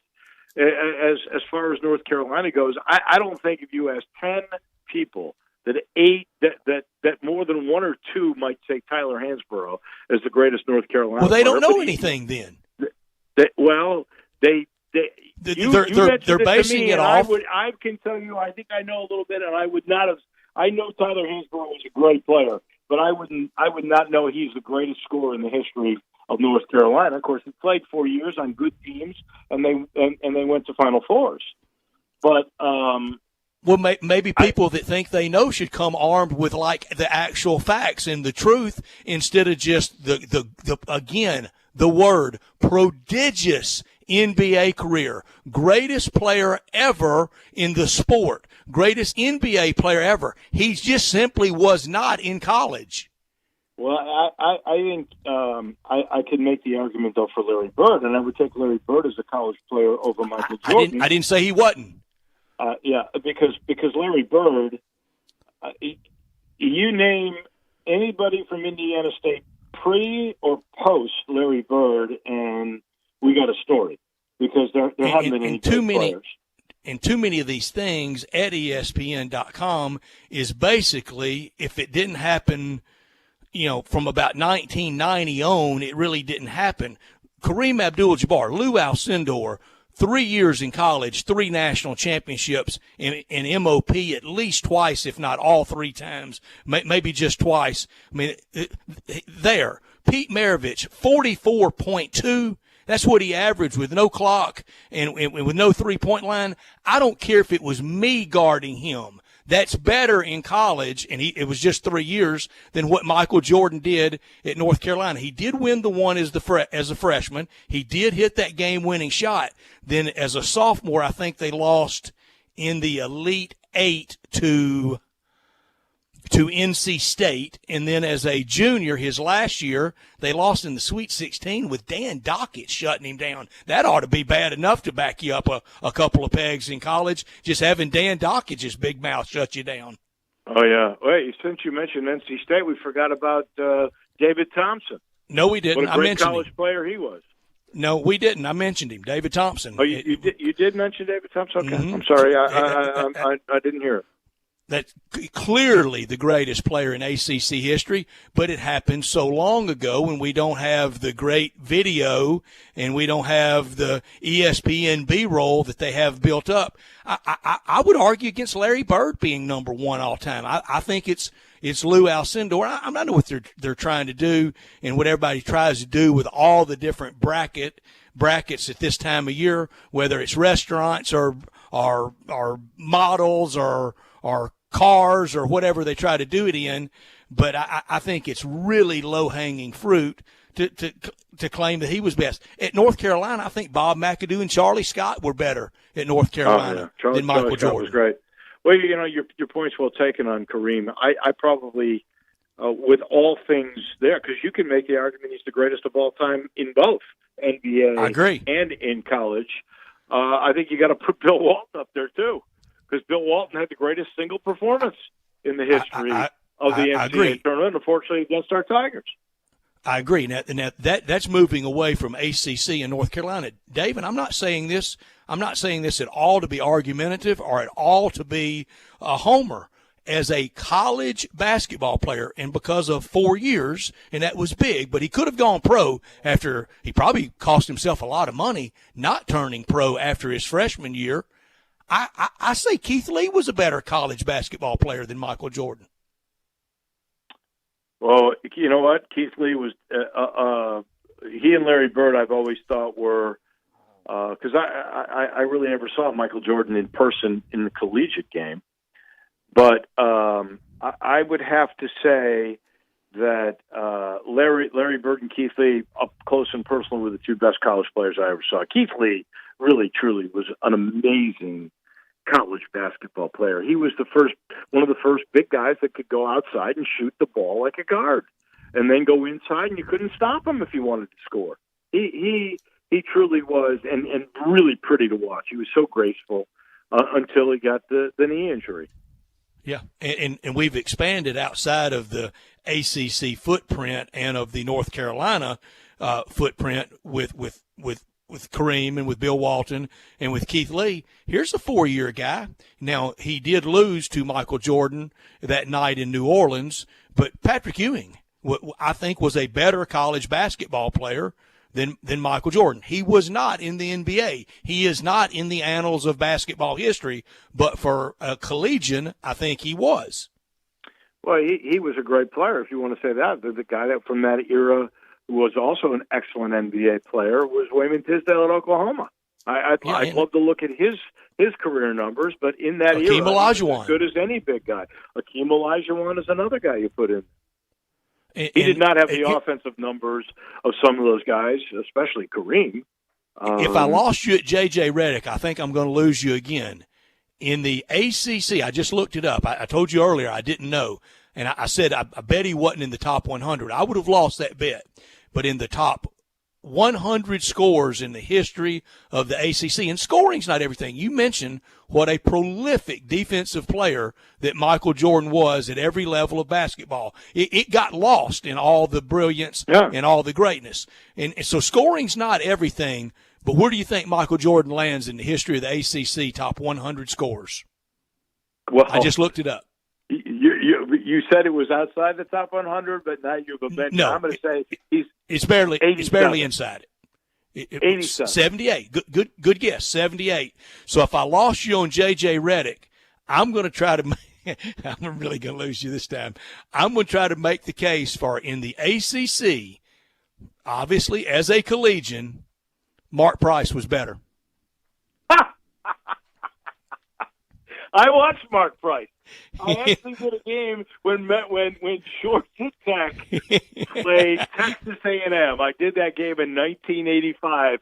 He had a pretty stroke. You know, he really did. When you think about just pure strokes, Rick Mount. This is probably before your time for Purdue. No, I remember Rick Mount well at Purdue, and I saw him in the ABA. Rick Mount was just as pretty a shooter as you could find. I think Mark Price was right up there with him. So I'm not going to say you're wrong. He's the best free throw shooter we ever saw. It's another part of the game which really does count, especially in crunch time when you're trying to win games at the end. In fact, I might like Mark Price better than I like J.J. Redick, to be honest. But no, they're not better than Michael Jordan in the ACC. In college, I swear. All right, here's another one. He was good in college, wasn't as known because of the times, but talking about great shooter, and when we get to the free throw line, it was very different. Rick Barry at Miami. Oh no, Rick Barry's a great player. Great player. He was a great college player. He was a great pro. He's one more he was one of the top platoon. 50 of all time in the NBA. Yeah. He was, but I know people are just going to hear. Guy on radio said today Mark Price is better than Michael Jordan. That's all they're going to hear. But I'm talking about in college. You got to remember, and what spurred this conversation was your displeasure with the ESPN bracket. I mean, let's face it, ESPN is not doing that if we have any sports to talk about. Because that's right. I believe that started off with in that region or that bracket, they had Kareem Abdul-Jabbar or Lou Alcindor. I can't remember how they put that in there as a 1 seed, and the 2 seed in that region was Breanna Stewart, from Connecticut. Come on. Yeah, and Ed Pistol Pete is a 13 seed. Come on. I mean, a Pistol Pete should be no less than a 3 seed, but probably a 2 seed. And the example of, okay, maybe J.J. Redick and Mark Price were a little bit of a stretch by your co-host, Dave. Maybe so. I'll admit that. But here's another guy. Now, he didn't win a title, but as a college player, who do you think was better, Michael Jordan or Phil Ford? Wow. Another North Carolina guy. He not only was a great college point guard, I think he was the captain of one of the Olympic teams that won gold medal. I think you're right in Montreal. I think you are correct, Dave. Yeah. I loved watching him play. I'd put him up there. I would definitely put him up there as one of the greats. No question. Oh, was he had to be in that? Wasn't he in that bracket?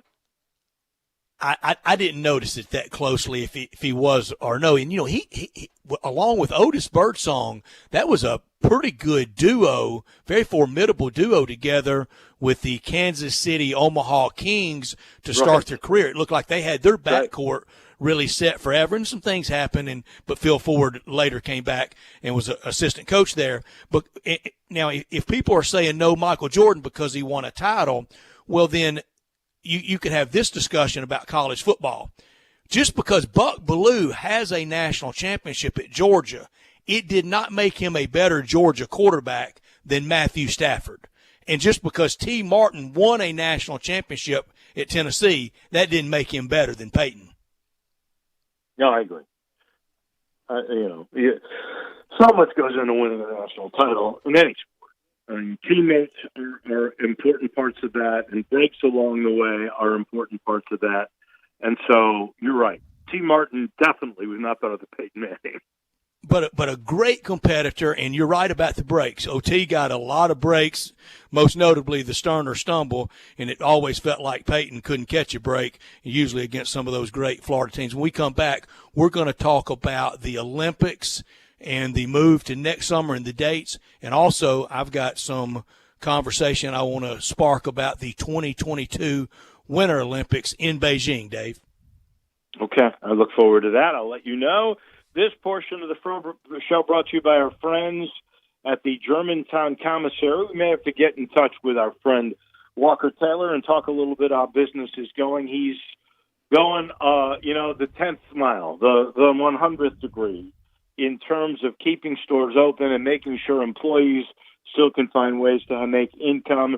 They are open curbside at the Germantown Commissary. They are open with the drive-thru at the Collierville Commissary at Poplar and Houston Levee Road, whichever is more convenient for you. If you would like ribs tonight or pulled shoulder or chicken or icebox lemon pie or banana pudding, let me tell you, the commissaries are open in Germantown and in Collierville. And they keep it moving, and if you'd like to phone ahead, you can do it that way. It's probably a little bit easier. Tell them when you're coming, and they'll have it ready. The commissaries haven't gone away. We just have to operate a little bit different, but let me tell you, Walker Taylor's company, all that great food is still there for you to enjoy. Head to either commissary, Germantown, or Collierville. We take the break. Back in a minute. We'll put a wrap with some discussion on the Olympics. That's next on Sports Time on Sports 56 with Wolo and Stats. We are Sports 56 WHBQ. Listen to us daily on AM 560, 96.1 FM, or 87.7 FM. I'm here with Robert Cox, kitchen manager of the Rendezvous Restaurant. Tell us about those great ribs at the Rendezvous. Rendezvous stands alone in a unique barbecue style, only found in Memphis, Tennessee. We don't smoke our ribs, we char broil them. The guys cooking our ribs have been doing it for 30 years. Mr. Charlie Virgos taught the guys the technique himself, and still to this day, they teach newcomers that come in the door. After our ribs come out the pit, we pre-cut every order, so you easily can tear them apart. We baste our ribs on a plate and sprinkle our season all over them. So Robert, are ribs what everyone comes to the Rendezvous for? The beef brisket is now our second best seller behind the ribs. We also have lamb riblets, half chicken, pork shoulder, chopped chicken, cheese and sausage plate. Nachos are fantastic. We also carry a Greek salad. The list goes on. Robert, where can we find out more about all of these great options? Our restaurant menu is online at hogsfly.com, and recently we just added our catering menu online. Mr. Charlie Virgos' Rendezvous Restaurant, a family-owned restaurant in downtown Memphis in the alley since 1948. Finding great candidates to hire can be like, well, trying to find a needle in a haystack. Sure, you can post your job to some job board, but then all you can do is hope the right person comes along, which is why you should try ZipRecruiter for free at ZipRecruiter.com/search. ZipRecruiter doesn't depend on candidates finding you. It finds them for you. Its powerful technology identifies people with the right experience and actively invites them to apply to your job. You get qualified candidates fast. So while other companies might deliver a lot of hay, ZipRecruiter finds you what you're looking for. The needle in the haystack. See why 4 out of 5 employers who post a job on ZipRecruiter get a quality candidate within the first day. ZipRecruiter, the smartest way to hire. And now you can try ZipRecruiter for free. That's right, free at ZipRecruiter.com/search. That's ZipRecruiter.com/search. ZipRecruiter.com/search. Love at first sight? Nah, I thought that was just movie stuff. Until last Saturday. Because last Saturday, it happened to me. Aaron's delivered my brand new Samsung refrigerator with built-in ice maker, affordable payments, no credit hassles. And now I know what love looks like. What's it look like? And sounds like, too. Oh, listen to that. Rent a home that's easy, beautiful, and affordable. Aaron's for your happy place. Now, more of Sports Time on Sports 56 with Wolo and Stats. This hour of Sports Time is brought to you by Homer Skelton Hyundai. Here once again are Dave Woloshin and Brad Norsworthy. Closing out hour number 2, hour 3 will begin with our friend John Varlas from the Daily Memphian. And Dave, I know you've got some breaking news.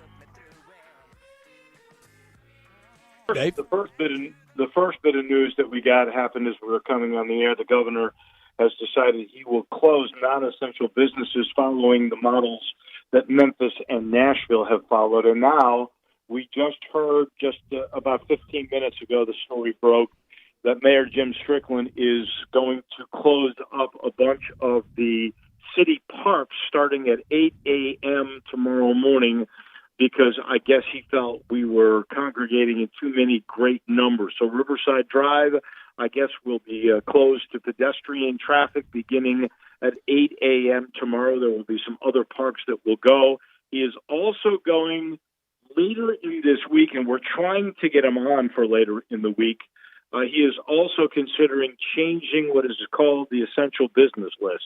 So there may be some businesses that are now open that are considered essential that may not be considered essential before this week is over. And on a program note, Dr. Stephen Threlkeld, who has been very, very around telling everybody exactly what's going on with this disease and basically advising folks on how to be safe during this pandemic. He will be on with us tomorrow at 3:30. So Dr. Threlkeld tomorrow at 3:30 for a little update on what's going on medically in this city and the county. And a lot of updates to keep track of, and we're going to try to do our very best all day, every day, to keep you up to date on everything and try to mix in when it's relevant and when there's some sports and some laughs and some cutting up. We're going to try to do that as well. This is a serious subject, Dave, and I'm not doing it. Sure, not the people. It's not the people, and I'm not going conspiracy that it was, them against the world. None of those things. China has to pay a price for this. They have to pay a price for the early days of the cover-up. They have to pay a price for into January for not being forthcoming with the world. Dave, I think the International Olympic Committee should say, forget it on 2022 in Beijing. Well, I don't know that you could find a place to hold these things in by 2022. I don't disagree with there is a debt that the Chinese owe the world. They got a lot of money, the Chinese do, and they have a lot of loans there that are outstanding. Maybe they should have some forgiveness on loans. Maybe that would be a way to repay the world. Maybe they own some things that they should give back as part of the payment for spreading this thing throughout the world. I don't think you could find a place to hold those 2022 Winter Games in such short notice where you'd have all the logistics set, where you would have the venues all in place, you'd have the infrastructure all in place, and it wouldn't be fair to the Olympians not to have a first-class place to go. So that is not how I think the Chinese should have to repay a debt, but I'm with you. I think they have a debt that needs to be repaid. Would you want to go to Beijing, which would now be less than, I'm going to say, in about 22 months? Well, they're 93%, if we can believe their numbers, according to the coronavirus dashboard. 93% recovered today. But you know what? Also, weren't they going to restart the Chinese Basketball League? And now they've backed off on that a little bit. Some people think there might be reoccurrence, although that would go against the medical staff that I've heard that say that they think that if you've had the disease, then you have an immunity to it for up to a year at least. So I'll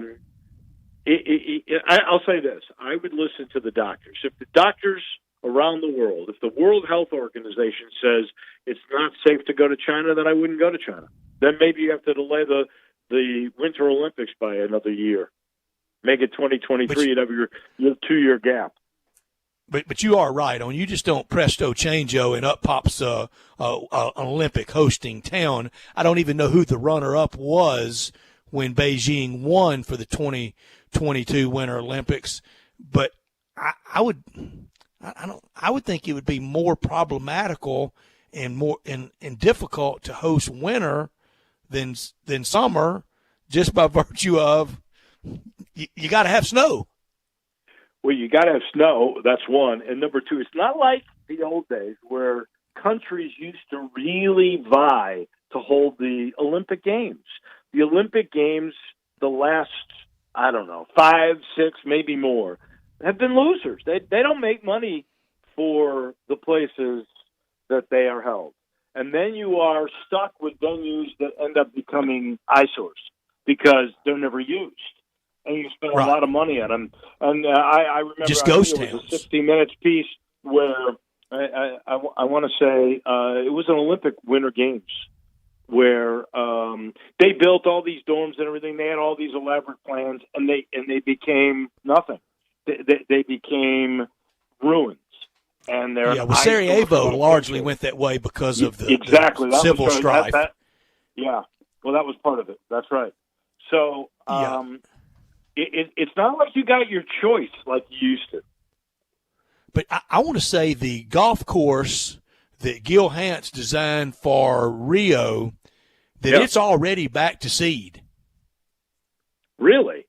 That you would never know that Olympic golf had been played there. Well, I remember the first impression we had of that course before the Rio Games was so powerful that our friend George Bryan hired him to be the architect for Mossy Oak. And I am shocked that Rio would let that go to seed unless they had always intended that to be the case. Yeah, and Dave, I was down at West Point around, I guess it was around 2015, around the Ole Miss Alabama game, and had the distinct pleasure of walking with George and with Gil Hance when you could see Mossy forming. I mean, you could see it as actually being played, and to listen to those two talking about hole ideas and hole shape and where shots would land for this type of player and this type of player, and you'd need, bunkering here. It was 3.5, 4 hours of walking with them out in the mud in rubber boots. It was fascinating, though. Well, that would have been, I would have paid to be on that tour with you because I would have loved that. I will tell you that before Mossy really took form, I did get to go ride around with George Bryan and a couple of my friends who were on the beginning of a little golf trip, and he showed us around. We played Old Waverly, and then he showed us what it was going to be like, and I could see the makings of some holes. I'm always amazed at the vision these people have. And one of the great things... It's amazing.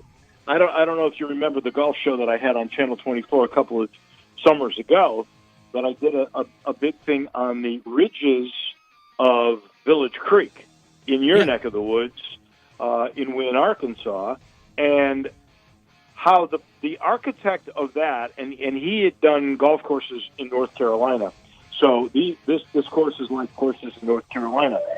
But how he could have been up on the hill in the middle of forest, and that's what this golf course is laid out in. How you could see how this hole would work, and he's looking at drainage and everything else. How a person could have the vision to figure out a routing of holes with greens and how they best would look. Oh my! It's amazing to me. It's truly a science and an art all at once. And those people have incredible vision and incredible genius that do it well. Hour 2 in the books, 1 hour to go on this Monday afternoon. You are listening to Sports Time on Sports 56 with Wolo and Stats on AM 560, 87.7, and 96.1.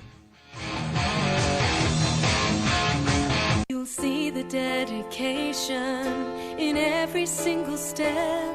You'll see it in the smiles when smiles are hard to get. You'll see it in the little things that add up to success. The caring and passion are the things that we love best. Wolf Chase Limb Brace is your Mid-South provider for orthotics and prosthetics. They are an ABC accredited facility, and their practitioners are ABC certified. At Wolf Chase Limb Brace, their services include artificial limbs, legs and arms, braces of all kinds, and custom molded inserts. You can call them today at 901-507-7821 for their location on Highway 64 in between Germantown Parkway and Appling Road, or visit them at their new location in Jackson, Tennessee. That number is 731-660-5900, or visit them on the web at wolfchaselimbembrace.com. Chase Limb and Brace. Hi, I'm Troy Fiveash, owner of Fiveash Roofing. Can anyone explain to me why anyone would care how I measure your roof? We have all heard about measuring your roof from outer space. Well, to be honest, there are aerial pictures that are taken every 4 years that can be used to measure a building, but it's not from outer space. Besides, no one, and I mean no one, can tell you what's wrong with your roof or even if you need one by using pictures that might be 4 years old. If you would rather do business with a family-owned and operated business with a lifelong tie to Memphis that refuses to mislead or use gimmicks, please give me a call. Best products, best warranties, and the best customer service we know how to provide. 5 Ash Roofing, proud partner of the Memphis Tigers and the official roofer of the Memphis Tigers home team. 5 Ash Roofing, fair, honest, and ethical. 367-0050 or memphisroofer.com. 367-0050 or memphisroofer.com. 5 Ash Roofing, it's what we do. We're here for you. Is your wife asking you to stop eating junk food? Well, we have you covered at Humdinger's. It's quick and it's healthy, and most important, it tastes amazing. With many choices from salmon salad to rainbow trout and grilled asparagus. Come visit us for lunch at Humdinger's, 6300 Poplar Avenue. So good, Coach Penny eats with us weekly. Don't forget, Humdinger's offers full-service catering for weddings, social events, or your corporate lunches. You can call 901-260-8292 to find out more. We are Sports 56 WHBQ Memphis, WIVG-FM Tunica Memphis, and WPG-FLP Memphis, Flynn Broadcasting Stations. Welcome back to Sports Time on Sports 56 with Wolo and Stats. This hour of Sports Time is brought to you by DeSoto Auto Sales. Here once again are Dave Woloshin and Brett Norsworthy. Our friend John Varlas from the Daily Memphian will join us. We look forward to having John on. Always love having John on. In my mind, the quintessential great American sports writer, John Varlas, covering all things preps for the Daily Memphian for years at the CA, and a real font of information. This hour brought to you every day by DeSoto Auto Sales down on Goodman Road at 5704 Goodman Road. All the cars test driven at DeSoto Auto Sales, checked out head to toe, bumper to bumper with an unlimited inventory. And if it's not on the lot, they'll go out and find it for you at DeSoto Auto Sales. No shortcuts taken. You walk in, you're treated like family by kind, courteous employees, laid-back atmosphere, no high-pressure sales. We don't need any high pressure right now, do we? And you won't get it at DeSoto Auto Sales. You'll be treated like family. They will care about your time and want you to enjoy the ultimate car experience. You walk in, within 45 minutes, test drive your car, credit approved, paperwork completed, and you're gone in time to do it during your lunch hour or immediately after work. Lowest prices in a 350-mile radius at DeSoto Auto Sales.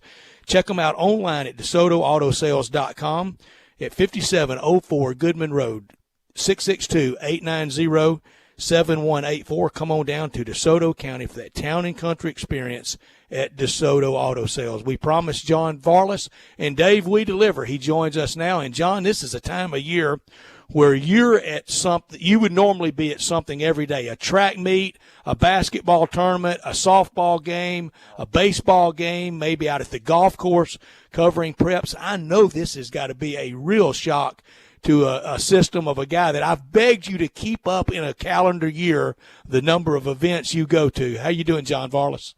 I think I'm doing well, Stats and Dave. Thank you guys for having me, first of all. Yeah, and I think I'm going to take you up on that challenge this year, Stats. When we get to August and the school year resets, I think I'm going to take you up on that and see what I do from August to May. But yeah, you're right. You know, typically the state basketball tournament would have just ended last week, and we would have just gotten through with that and you know, processed that. And yeah, we would have been doing all kinds of things: baseball, softball, track, soccer, lacrosse, everything. The only saving grace we have, and I was just sitting here watching it come down when we get ready to talk to you guys. It's rained a lot, so I think a lot of our games might have been postponed this year anyway. Yeah. But that's the only saving grace. But yeah, it's been rough, not just for me, but for all the kids and parents and officials and everybody who is so wrapped up in high school sports.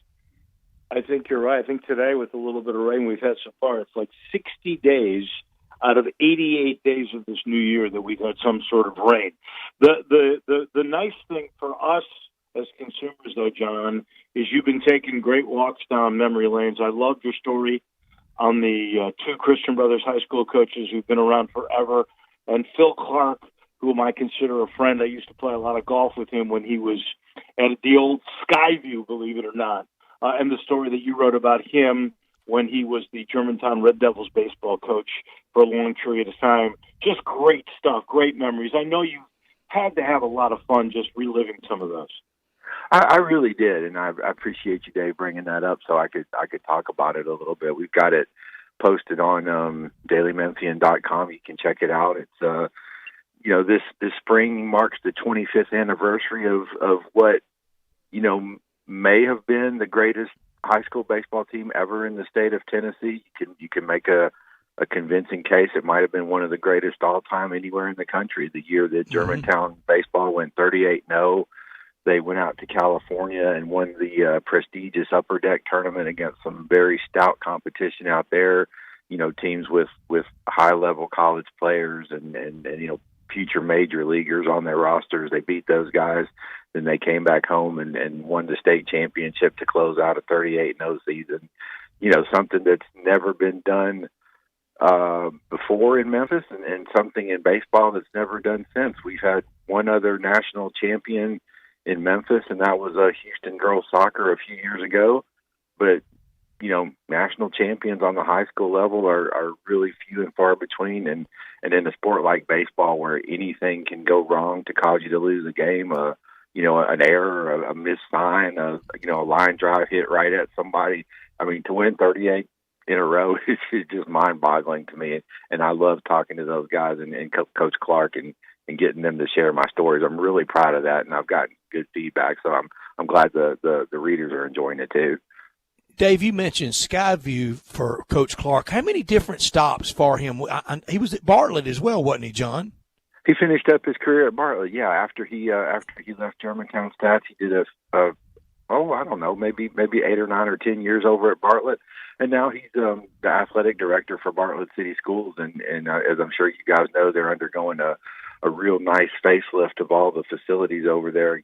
Football turf in the field and fixing all that up in the weight room and the basketball and everything, just a major upgrade to all the athletic facilities over there at Bartlett, and he's overseeing that. So he's staying busy, he's staying out of trouble, staying happy. He's still the same old Phil Clark that you guys know forever, but yeah, he had success at 3 different schools. I know he won a state title at Skyview. I can't remember offhand if he won one at Bartlett or not. Maybe someone will text in and correct me, but he's had success everywhere he's been, and it was a long and great career here in our area. And that Germantown team, when you think of the great, you think of John Gunn and Alvin Wright and James Bradley and that 36-0 Melrose team in the 70s, and you think of some undefeated state championship football teams. If with all these brackets that people are doing and all the subjectivity contests we seem to be having these days in sports to fill a big void, John, Germantown High School baseball, that might have been, never mind the sport, the greatest team ever in Tennessee sports history. Well, and that's a great idea for maybe something if we can't get back to normal here before too much longer, guys. It's a great point.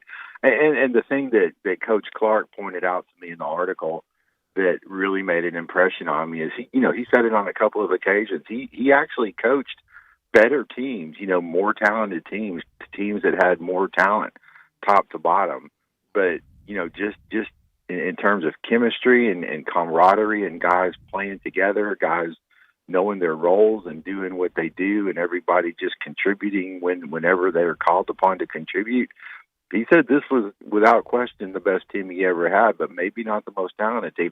And I found that interesting, considering he had 2 All-American players in Jay Hood, who went to Georgia Tech and made it up to AAA, and Chris Lauderhose, who played with Ole Miss and then Mississippi State and played in the College World Series with Mississippi State. He had great players, but, I think the chemistry is really what set that bunch apart. I think, John, if this lasts as long as some people think it might, you could do a bracket of the best state teams or the best Shelby County teams. You don't have to do 64, but maybe you do 32 teams and bracket them. How about the story of Buster Kelso and of Bubba Luckett? And it also reminded me, I was reading that,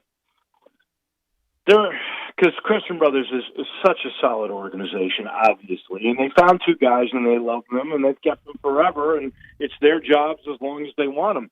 But then I started thinking about MUS, and the only combination that I think of that could have lasted longer would have been the combination of Jerry Peters as the basketball coach and Jake Rudolph as the football coach into Bobby Alston.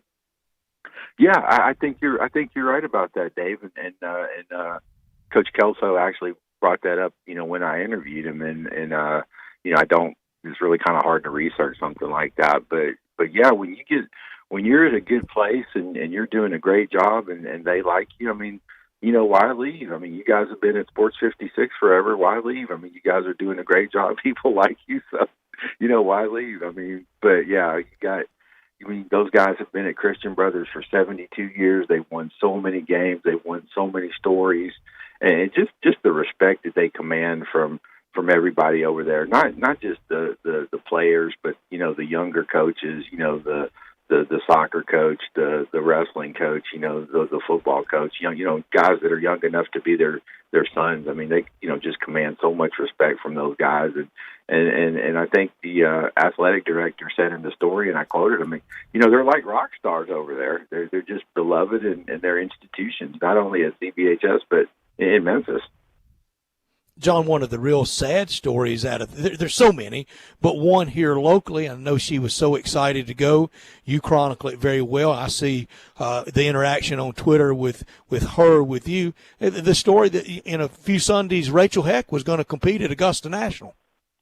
Yeah, I mean, it's just so many things like that, stats that, they're in the grand scheme of things, yeah, we have to take all the precautions necessary and find a treatment for this disease and get people back on, get back healthy and get back to normal. But there's so much fallout that affects so many people, and it's sad for the people involved, and that's one of them. Rachel Heck is she's such a great kid, as you guys know, such a great golfer. I mean, the stuff that she's done on the high school golf course is just incredible. And I know how much she would have been looking forward to playing at Augusta National and taking a shot over there. I mean, she's already done so much in the golf world, played in two majors, going to Stanford, she's won every award you can imagine in amateur golf. She's played in the Solheim Cup and all the junior cups that you can possibly imagine. But, playing at Augusta National is something that, even for golfers, and not a lot of them get to do. Even the good ones, they don't get to play there. So I know that would have been a big deal for her, and I hate that, she couldn't do it, and maybe, with fingers crossed, she'll get a chance to do it one day after all. John, you go back a long way with high school sports and amateur sports. I just started thinking when you brought up all that Rachel Heck has already accomplished. I mean, as a junior in high school, she qualified for the U.S. Open, the Women's U.S. Open. You don't get much stories better than that. She has to be probably the greatest female golfer that we've ever had. I've been racking my brain while you were talking about it. I know she had a competitor here, now plays at Mississippi State, I think, as a sophomore, who was taught by Ted Butler, Aubrey Jones. There was Kate Galena many years ago, and her brother is a good friend of both Stats and mine. I've been trying to think of some of the other great female golfers, but we can make a case that Rachel Heck, still a senior in high school, is the greatest amateur women's golfer that we have ever seen in Memphis. Oh, I can even take it a step farther for you than that, Dave. I'll take it 2 steps farther. I mean, I think you can easily make a case that she's the greatest amateur golfer ever in the state of Tennessee on the high school level. And if you're talking about just high school athletes in general from Memphis, depending on what criteria you want to use, if you want to include, your post-high school career in the criteria, you can do that. But if you want to just look at high school accomplishments exclusively, you can make an easy case that she's the greatest high school female athlete ever to come through Memphis. If you just look at high school, statistics, period. Of course, you got the Nikki McRae's and the Cindy Parlows of the world that went on. Those are the first 2 that came to my mind. That's interesting. Well, yeah, very good. Absolutely. And that, but a lot of their notoriety and success is based on what they did after high school. If you look at specifically high school, I mean, who's got a better resume than Rachel Heck? I mean, she won the state title 4 years in a row, and she won everything you could possibly win. It's hard to beat her, and I think I'd have to rack my brains to find somebody better than her, just purely on the high school level. And her sport, like a lot of the spring sports, and I know high school golf is now kind of largely a fall sport, but a lot of the spring Olympic type sports, John, it's often done.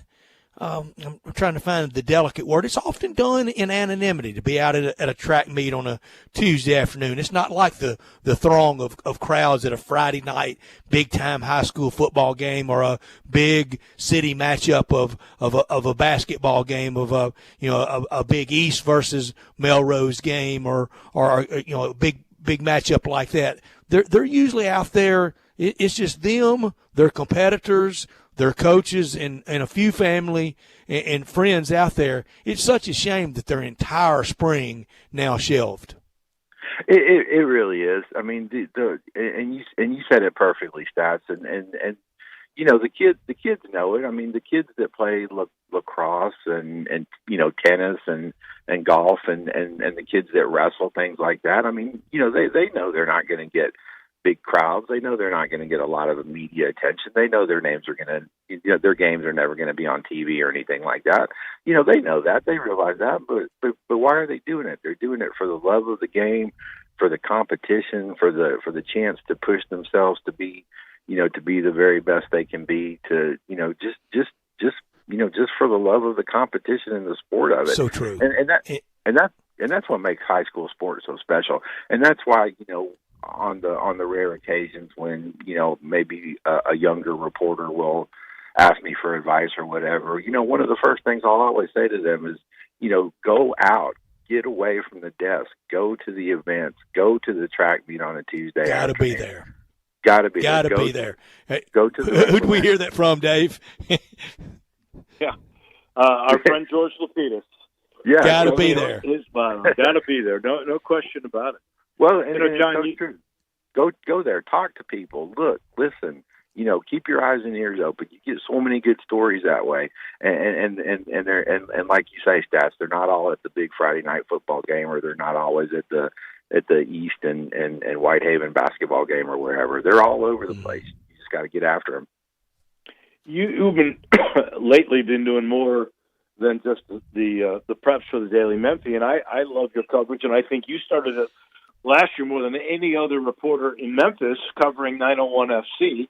And what a crazy time now. What are Tim Mulqueen, what are Tim Howard, what are they doing now to try to keep this team together? Well, we had a story actually that posted last week on that. I interviewed Coach Mulqueen. They're here. I mean, they're all here. The team is all here in Memphis. They all live here. And they're just doing what a lot of folks are doing, and that's video stuff. Coach Mulqueen and his assistant Ben Perman have they're constantly meeting with players, via video chats and things like that. They've got their training regimen that the trainers and the doctors are giving them, so they're training on their own, trying to stay as fit as possible. The team actually, the players themselves have actually kind of coordinated some get-togethers to where they've been able to get together, virtually instead of in person. So, they're keeping the camaraderie up. But yeah, I mean, they're taking advantage of it. One thing that, Tim Howard impressed upon everybody at 901 FC is, he wanted to make sure that the club was seen to be, acting in a socially responsible manner. And that was very important to Tim. So they've done a full pivot to video. They're doing the best they can. They're doing everything they can that they normally would be doing. And it's not the same, granted, but they're doing it, via video. They're still training. They're still meeting. They're still working hard. And, if and when they get to play this season, and I'm still going to be on team I'm still going to be on team when they get to play this season. They're going to be ready to hit the ground running because they've kept things rolling pretty good throughout this as best as they can. And they've gotten off to a rollicking start, both at the gate and with buzz around town. Oh, they did so great, Stats, and it's such a shame that it got ended, man. All the all the hype and positive energy around the signing of Tim Howard. They brought in the Jose Baxter from Everton, who, if you follow soccer at all, his story, what a huge coup that is for a team like 901 FC to be bringing a player like that. Their, first game was a sellout. They lost it, but they played really well and showed a lot of progress, and everybody just had a great time at AutoZone Park like they usually do at the soccer matches. And then, it all came to a grinding halt. So I know they're, going to be ready to hit the ground running when it starts back up. I'm going to be right there with them when it starts back up. And, I just hope we can get as much of a season in as we can, because, these guys are working hard. And, Craig Unger and Peter Freund, how hard they're working to make this thing a success here in Memphis. So I really hope that they can continue to capitalize on all the good stuff that they've already done. John, from what you saw from the exhibition season and the one game, are they that much improved? Are they a playoff team this year? Well, I mean, that was the goal. Playoffs or bust, Dave. They need to, they got to get a top 10 finish to get in the playoffs. I think they can do it. I really do. I think they've got a uniform philosophy now with how they want to play. They want to, be strong in the back and build their attack from the back, and have guys that can, kind of link up the defense and the attack, guys that can kind of go both ways, as it were. So, yeah, I do think they're going to be better. I like the players they brought in. They brought in guys with experience, several players who had been captains at their previous teams, so they've got experience.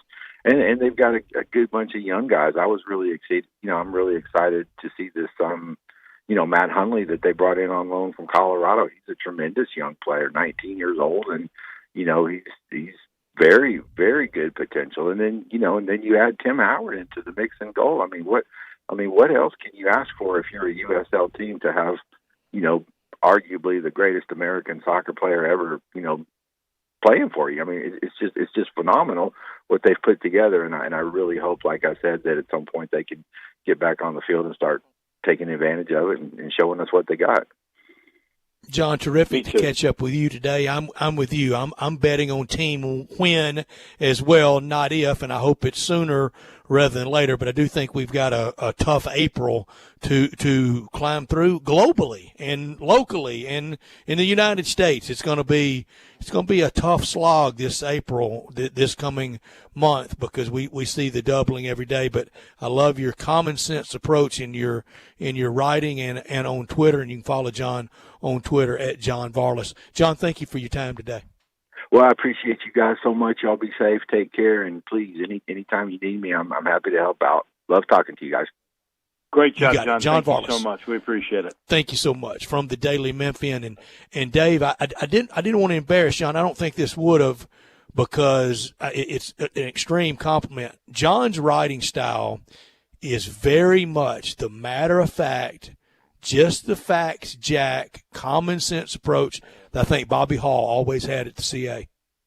Well, that's a great compliment, because Bobby was, I think, one of the great writers of the times that I have been here. I always could trust whatever Bobby Hall wrote. I knew, that's exactly it. I knew that was going to be right, and John absolutely is the same way. I got to tell you, Stats, I had a great experience today. I went to the butcher shop. And I went to the butcher shop because, sometimes it's hard to find stuff in grocery stores. And I got for my family steaks and hamburger ground beef. Drew, I know where we're going. Marinated chicken. You can go and get cooked, curbside like all the restaurants. You can still get any of the steaks. You can get a ribeye. You can get a strip. You can get a filet. You can get any of the steaks that they serve cooked, or you could get them raw. They have great hamburger meat, as you all know, Hamburger Fridays. You can get the ground beef there raw if you would like to. And there's different prices on cooked and not cooked. And all you got to do is call up and say you're coming, and it's curbside service. Either way, whether it's like groceries, you can get hamburger buns, or if you want, and they have baked potatoes and twice baked potatoes, you can get them cooked or raw. Nobody else in that. They are doing that at the butcher shop. By the way, if you would like Hamburger Friday brought to you, they will do that too. Incidentally, on Hamburger Friday, you can just come up and get a cooked burger. They're doing the same thing as they always do on Fridays. But they'll do this, for instance, if you've got a company, a big company, and you want them to feed you, they will bring you Hamburger Friday any day of the week. It's just got to be a minimum of $250 in sales. And if you, by the way, want to order and you feel like picking up, they'll deliver through Grubhub. All kinds of different ways, and they're selling beer and wine too. You can make the Butcher Shop truly a full-stop kind of a place with raw or cooked meals. What a way to go, the Butcher Shop. We take a break, and when we come back, we will replay an interview from a little bit earlier in this show. The terrific writer from the Memphis Business Journal, Greg Akers. He talked a lot about the economy and the coronavirus pandemic, and he'll give you some insight when we come back to Sports Time on Sports 56 with Wolo and Stats. The word is out about R&R on Sports, where you've heard interviews from Ken Griffith Jr., Dr. J, Hank Aaron, and many, many more. Right here, R&R on Sports, Saturday mornings, 9 a.m., Sports 56, 96.1, and 87.7. Don't miss it. I hate Tom's Tulip Shop. It just smells so flowery. Like we get it, you're a flower shop. You don't need to remind us. No matter how hard you work for your small business, online reviewers will find something to complain about. I needed a fake plant. They don't sell fake plants. Thanks for nothing, Tom. And while Progressive can't save you from these trolls, we can help you save money on commercial, auto, and business insurance. Then he says, have a great day. I'll decide what kind of day to have. Get a quote online today at progressivecommercial.com. Progressive Casualty Insurance Company, affiliated and third-party insurers. There's a new commissary in town in Collierville. Germantown Commissary is doubling. Yeah, they're still going to have the old Germantown Commissary by the tracks, but now there's a huge new Germantown Commissary in Collierville at Poplar and Houston Levee Road. It's huge, too. There's a drive-through. There's plenty of parking. No telephone pole to get in your way. A cool patio. It's right by the track, so the tradition continues. And this is a tradition that's been around forever. That commissary is famous for hickory-smoked, slow-cooked Memphis-style barbecue. They've got a private party room at the new one in Collierville. Self-catering still continues. Party packs for $5.95. Basically, the great ribs, the great pulled shoulder, the great deviled eggs. Everything is there in Collierville and Germantown now. So there is now a Germantown and Collierville style of barbecue. It's called Germantown Commissary. I hate Tom's Tulip Shop. It just smells so flowery. Like we get it, you're a flower shop. You don't need to remind us.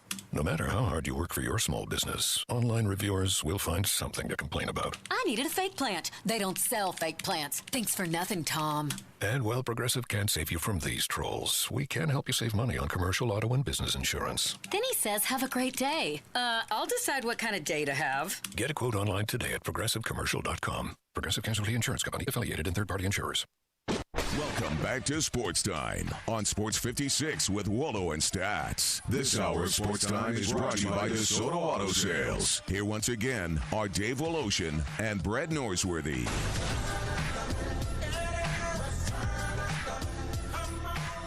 Welcome back in as we get set to hear from the terrific writer from the Memphis Business Journal, Greg Akers, on our economy and coronavirus. But first, let me let you know this portion of the show brought to you by the Spirit Shop. I was talking about the Butcher Shop and how they're doing curbside. So are the fine folks at the Spirit Shop. You know what the Spirit Shop is now. I know you do. This is that little log cabin at Poplar and St. Nick, 4848 Poplar Avenue to be exact. And they have everything you need when it comes to spirits. We're talking premium, and we're talking in the middle, and we're talking some bargain if you're looking for it. If you want some up-and-comers. Like, let's just say a few years ago, Cornerstone, before it became the Cornerstone that we know it now, it was a bargain wine. And, man, if you bought early, you were really, really happy you did. They've got more. They've got accessories. They've got beer. They've got cocktails in a can. They've got, you know, the rim stuff that you like, the seasoning. They've got cans of that, all kinds of different things, and they've got service. Go see Eddie Connor and his family since 1969. They've been helping people out. They'll help you curbside now. Just call before you come, or you can go talk to the folks outside. Can't go in, but they'll help you outside at the Spirit Shop. So earlier today, the fine writer from the Memphis Business Journal, Greg Akers, on the economy was a guest of ours. Here's a repeat and some insight that we got a bit earlier. As this thing spikes, how many more businesses, Greg, in the Memphis area do you think will end up being affected? How much higher will unemployment get for us in this area? We know the hospitality industry has been hit and hit incredibly hard. How much more is still to come? Well, I think it's probably true, or if it's not true yet, it will be true that every business will be affected by this. And kind of a thought exercise that I try to do sometimes is, so you mentioned hospitality, restaurants.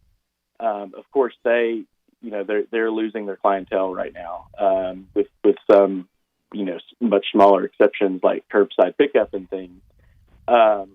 So obviously those restaurant owners, those hotel owners are hurt by this. But I try to think of who do they work with who no longer will have their business because they're not making money and placing orders. So who are their vendors?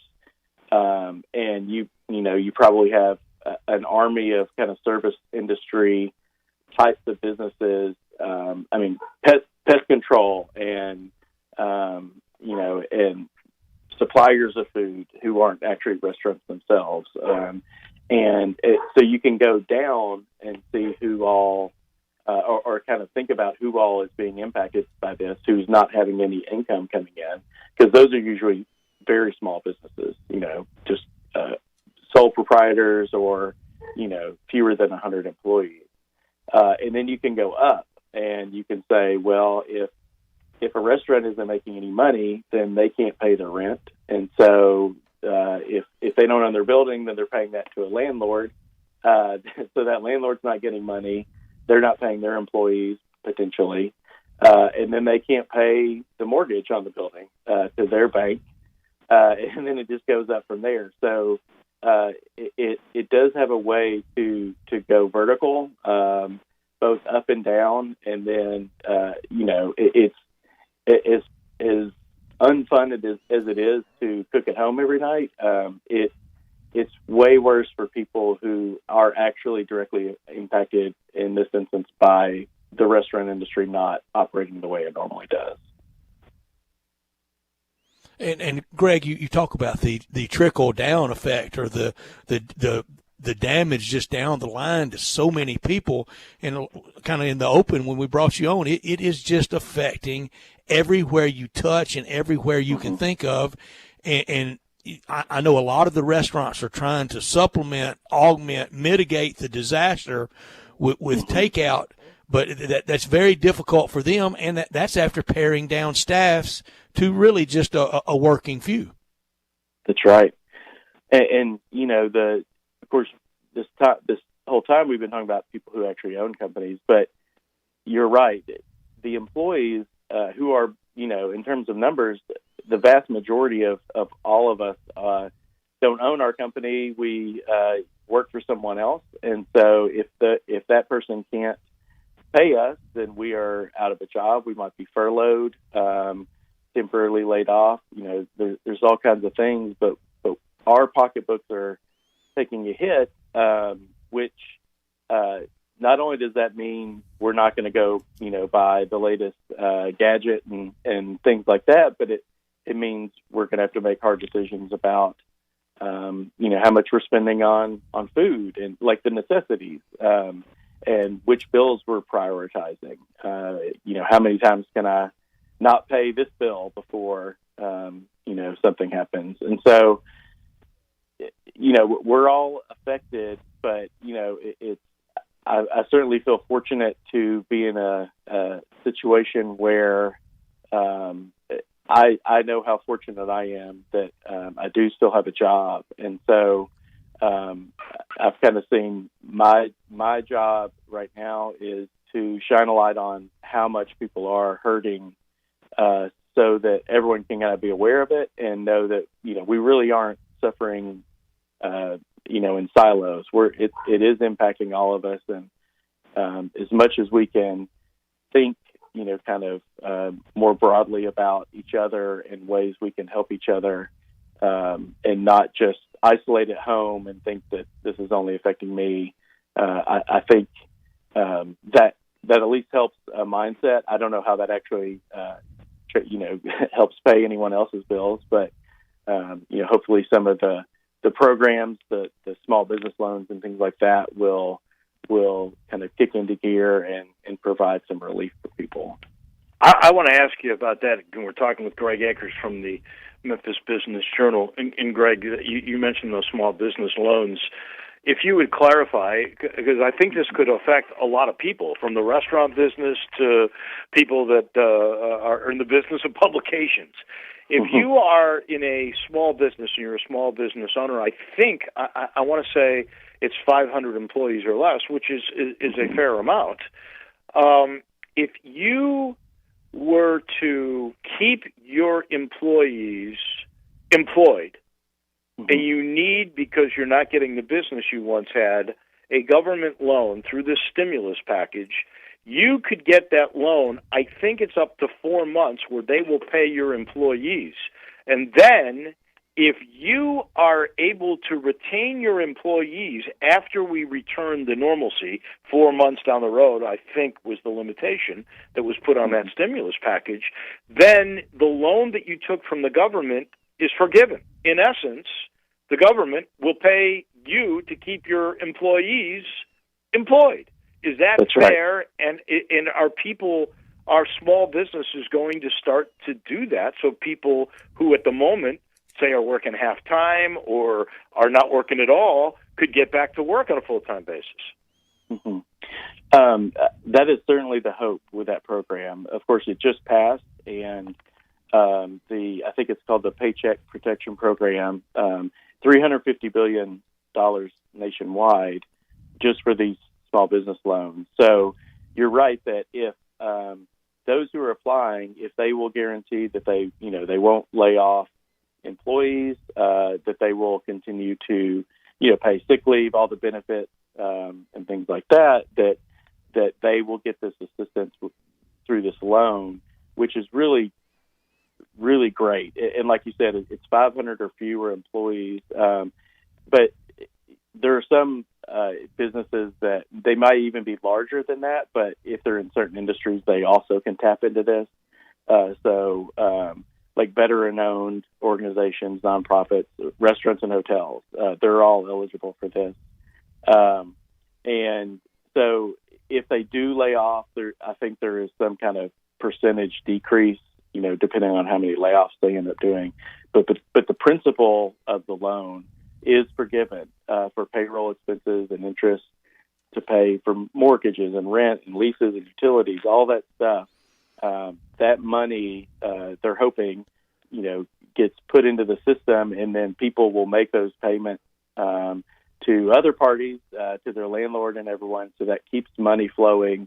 And then hopefully, then their landlord can continue to employ people, though they probably don't have that many employees either, so they might be eligible for this as well. But if it works, it is so needed, and I really do hope it works.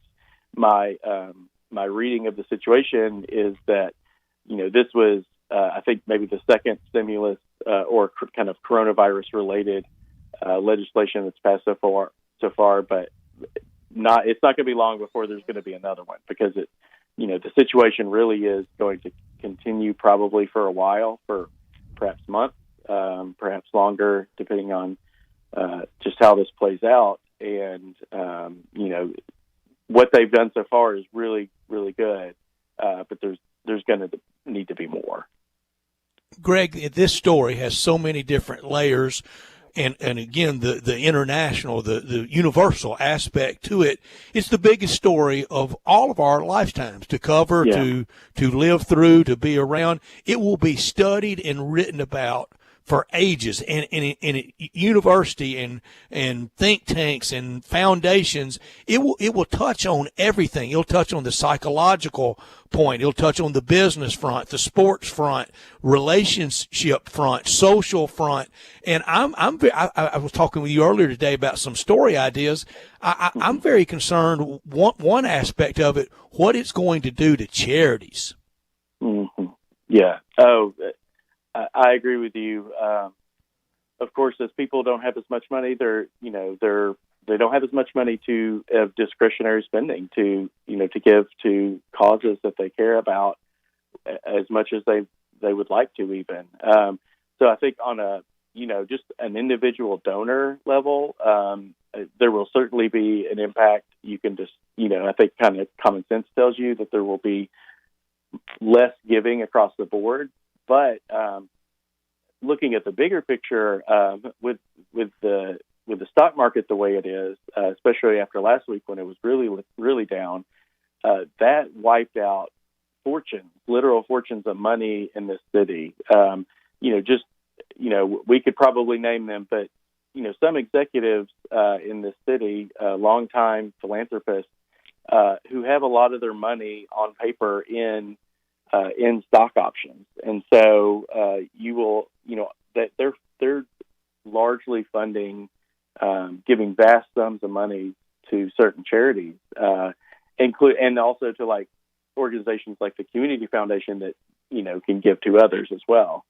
And so when they don't have nearly as much money to kind of give out, then that plays a kind of a more outsized role than 100 people not able to give $1. In some instances, there's one or two people who can't give $10, and on scale that really has a outsized impact on this. It sure does. And Greg Akers visiting with us from the Memphis Business Journal, and the story, it will continue. And the sports aspect of it, and what we mainly talk about, Greg, we visited today the number of events, the number of people coming through that door at FedEx Forum, that bond payment they'll have to be made. Same for AutoZone Park, for Memphis 901 and the Memphis Redbirds. There will be tax and civic implications tied to sports from COVID-19. Yeah. One of our reporters talked to the COO of the city, Doug McGowan, last week. And, of course, the city is a business itself. And, like you said, with less concessions, ticket receipts, sales happening, there's much less tax revenue coming into the city, which is how they pay for everything.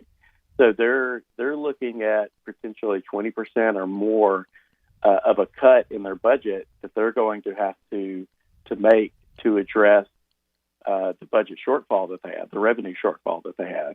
So, of course, that's going to mean fewer services or reduced services, and there's no telling how that will play out yet. It's not like the city lives large as it is, or of course, we could be talking about the county or any of the, municipal governments here. This is any city in America. They're not going to have the money to spend on things that they normally provide for people.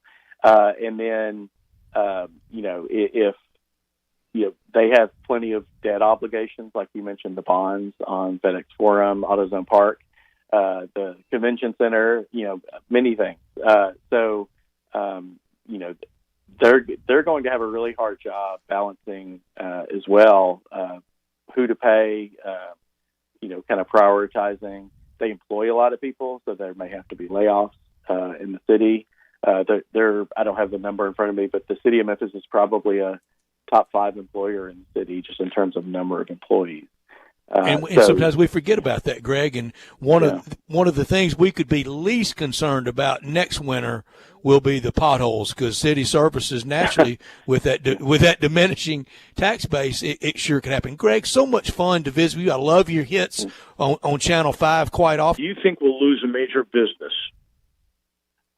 I wouldn't hazard a guess about which ones, but I would say almost certainly. If you look at the 2008 Great Recession, we lost some household name financial institutions that you would think, well, there's always going to be a Lehman Brothers because there's always been one, and they're gone now. And they were, and there were many others that were just absorbed by some of the larger ones that did survive.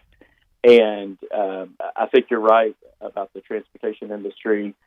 There could be more consolidation in the airlines because they run, very tight margins.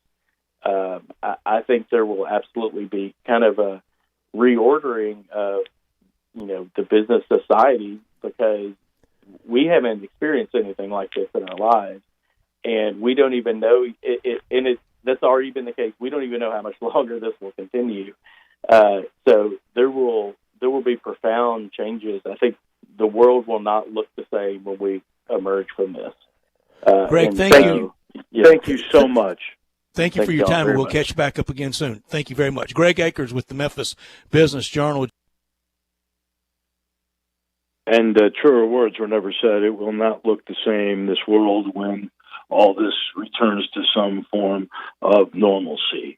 We take a timeout here in just 1 second. When we come back, we've got some crunch time coming your way. Let me let you know, this portion of the show is brought to you by Genesis of Olive Branch, home of the best luxury car, I think, on the planet right now. I can't imagine there's a better car than my G90 or a G80. That's the middle car, or the G70.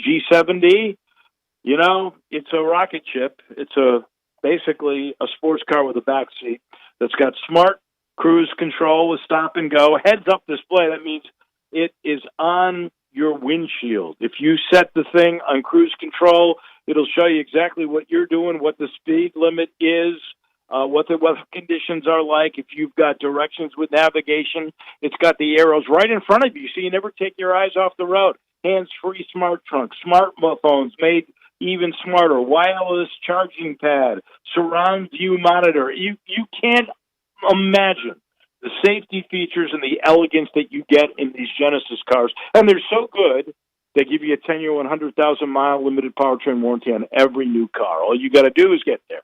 Get on Lamar into Mississippi, turn left at Crass Road. You'll see the dealership that I think is the standard for the way car business should be done. Go see for yourself.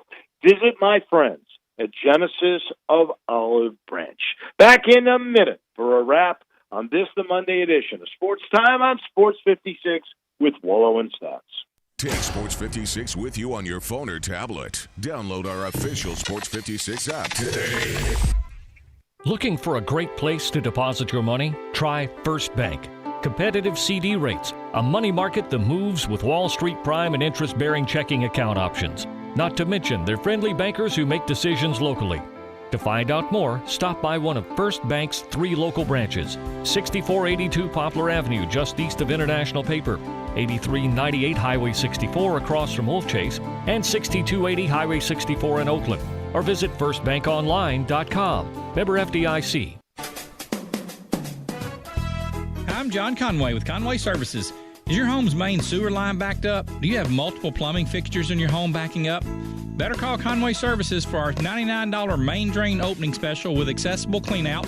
We'll come out and open your home's main drain for only $99. And if it should clog again over the next year, we'll come back and open it again for free. Springtime is the time of the year when tree roots start growing, and many of them find their way right into your sewer line. We'll come and inspect your main sewer line using our state-of-the-art Root-O-Vision camera system, all for only $99. That's right, Conway Services' $99 main drain opening special with accessible cleanout and a camera inspection. Trust the Rooter experts at Conway Services for all your drain and sewer needs. So call Conway Services, the Mid-South's premier heating, cooling, plumbing, and electric service company at 384-3511. Your neighborhood Rooter experts. Call 384-3511. Conway Services. Call Conway today.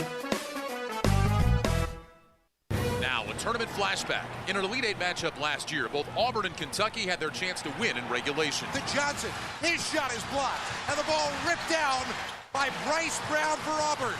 Across half court, Brown dribbling with 5 seconds to go.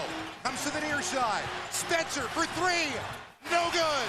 We're going to overtime. Auburn continued their wild run, beating the Wildcats 77-71 in overtime and securing the Tigers' first ever trip to the Final Four. pros can count on Lowe's to have the largest in-store selection of DeWalt tools in stock than any national retailer. And now we're bringing you even more DeWalt power, because DeWalt's new lineup of 20-volt Max XR tools with Power Detect delivers maximum performance when paired with high-capacity XR batteries. Save $100 on a DeWalt 20-volt Max XR with Power Detect brushless cordless drill and impact driver combo kit, now just $299. Do it right for less. Start with Lowe's. Offer valid through 4/1, U.S. only while supplies last. I hate Tom's Tulip Shop. It just smells so flowery. Like we're good at your flower shop. You don't need to remind us. No matter how hard you work for your small business, online reviewers will find something to complain about. I needed a fake plant. They don't sell fake plants. Thanks for nothing, Tom. And while Progressive can't save you from these trolls, we can help you save money on commercial auto and business insurance. Then he says, have a great day. I'll decide what kind of day to have. Get a quote online today at progressivecommercial.com. Progressive Casualty Insurance Company, affiliated and third-party insurers. Welcome back to Sports Time on Sports 56 with Wolo and Stats. This hour of Sports Time is brought to you by DeSoto Auto Sales. Here once again are Dave Wolosian and Brad Norsworthy. Come on, Muhammad, did we hit fame?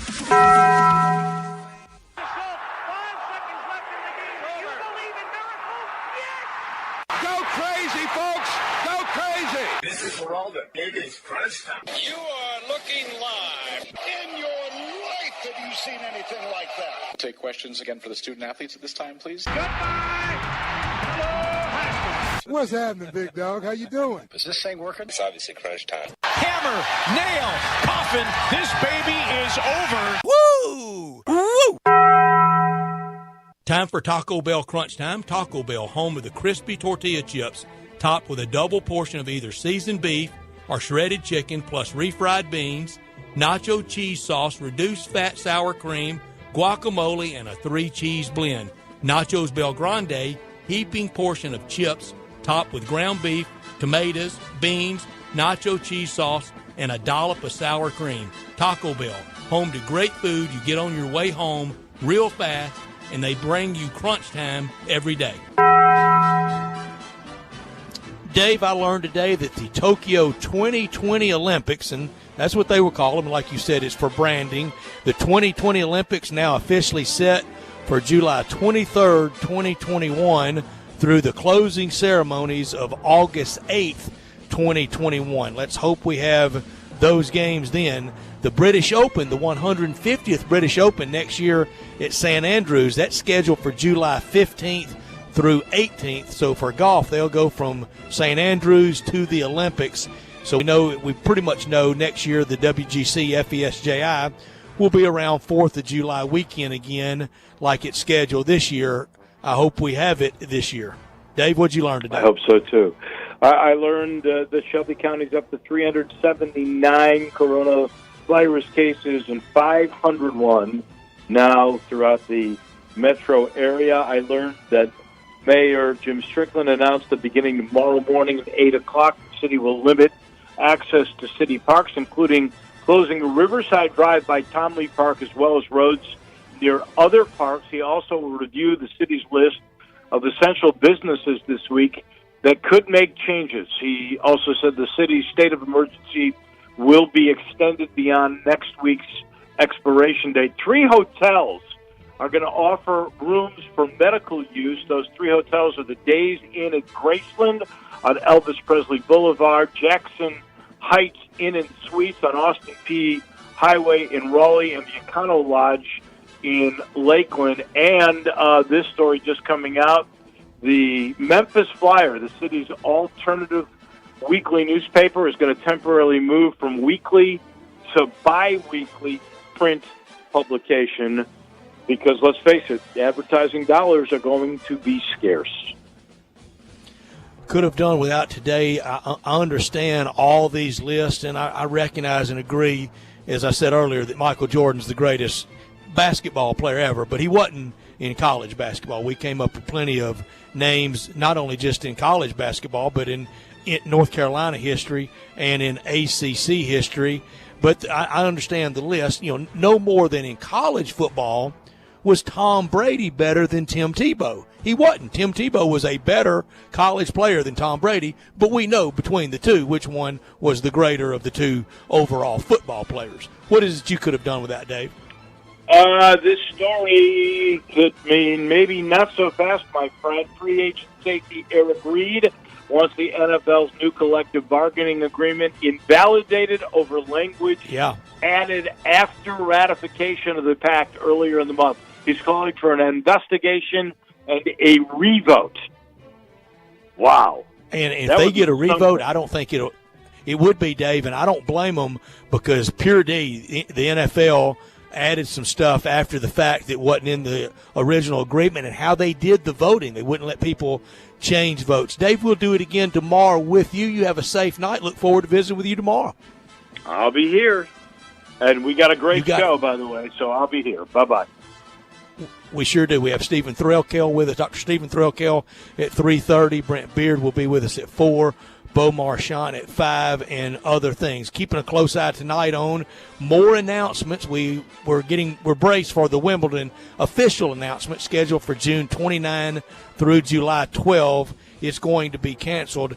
It means the British Open is next, I'm afraid, because it is set for July 16 through 19th. About a 6% fatality rate in the United Kingdom. I don't see any way the Tour de France will go off this year. I think that will be canceled soon. NFL free agency, it continues. It should be the week that Dak Prescott gets paid and gets paid handsomely by the Cowboys. Major League Baseball, most say, a lot of people are saying just start all over with coming to training camp, just like when pitchers and catchers report in February. They almost need a complete restart. The NBA will need a camp very similar to that. Doesn't look like any NBA resumption anytime soon. And they're already saying if the NBA doesn't get some semblance of the season in by September 1, then it will be a lost season that we all are fearing. I don't think the Grizzlies will play another game at FedEx Forum for the 2019-2020 season.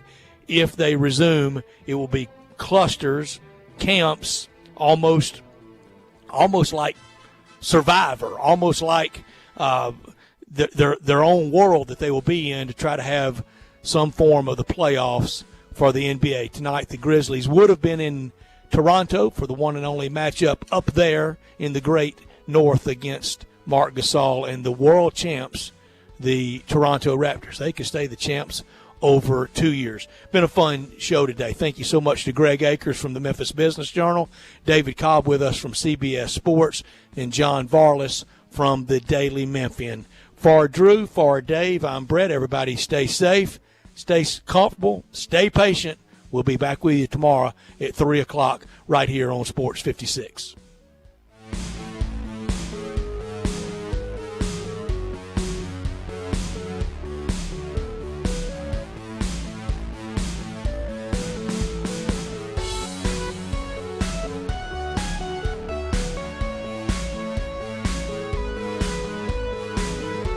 Central Barbecue is committed to the health and safety of this community, who has supported Central for almost 20 years. Central Barbecue is still open for business with to-go and delivery options to serve the greater Memphis area with the same great barbecue you have come to know and love. With 4 locations to serve you, from downtown, midtown, and East Memphis, you can order your favorite barbecue and enjoy everything on the menu in the comfort of your own home. Call your nearest Central Barbecue location for more information on delivery and to-go options today.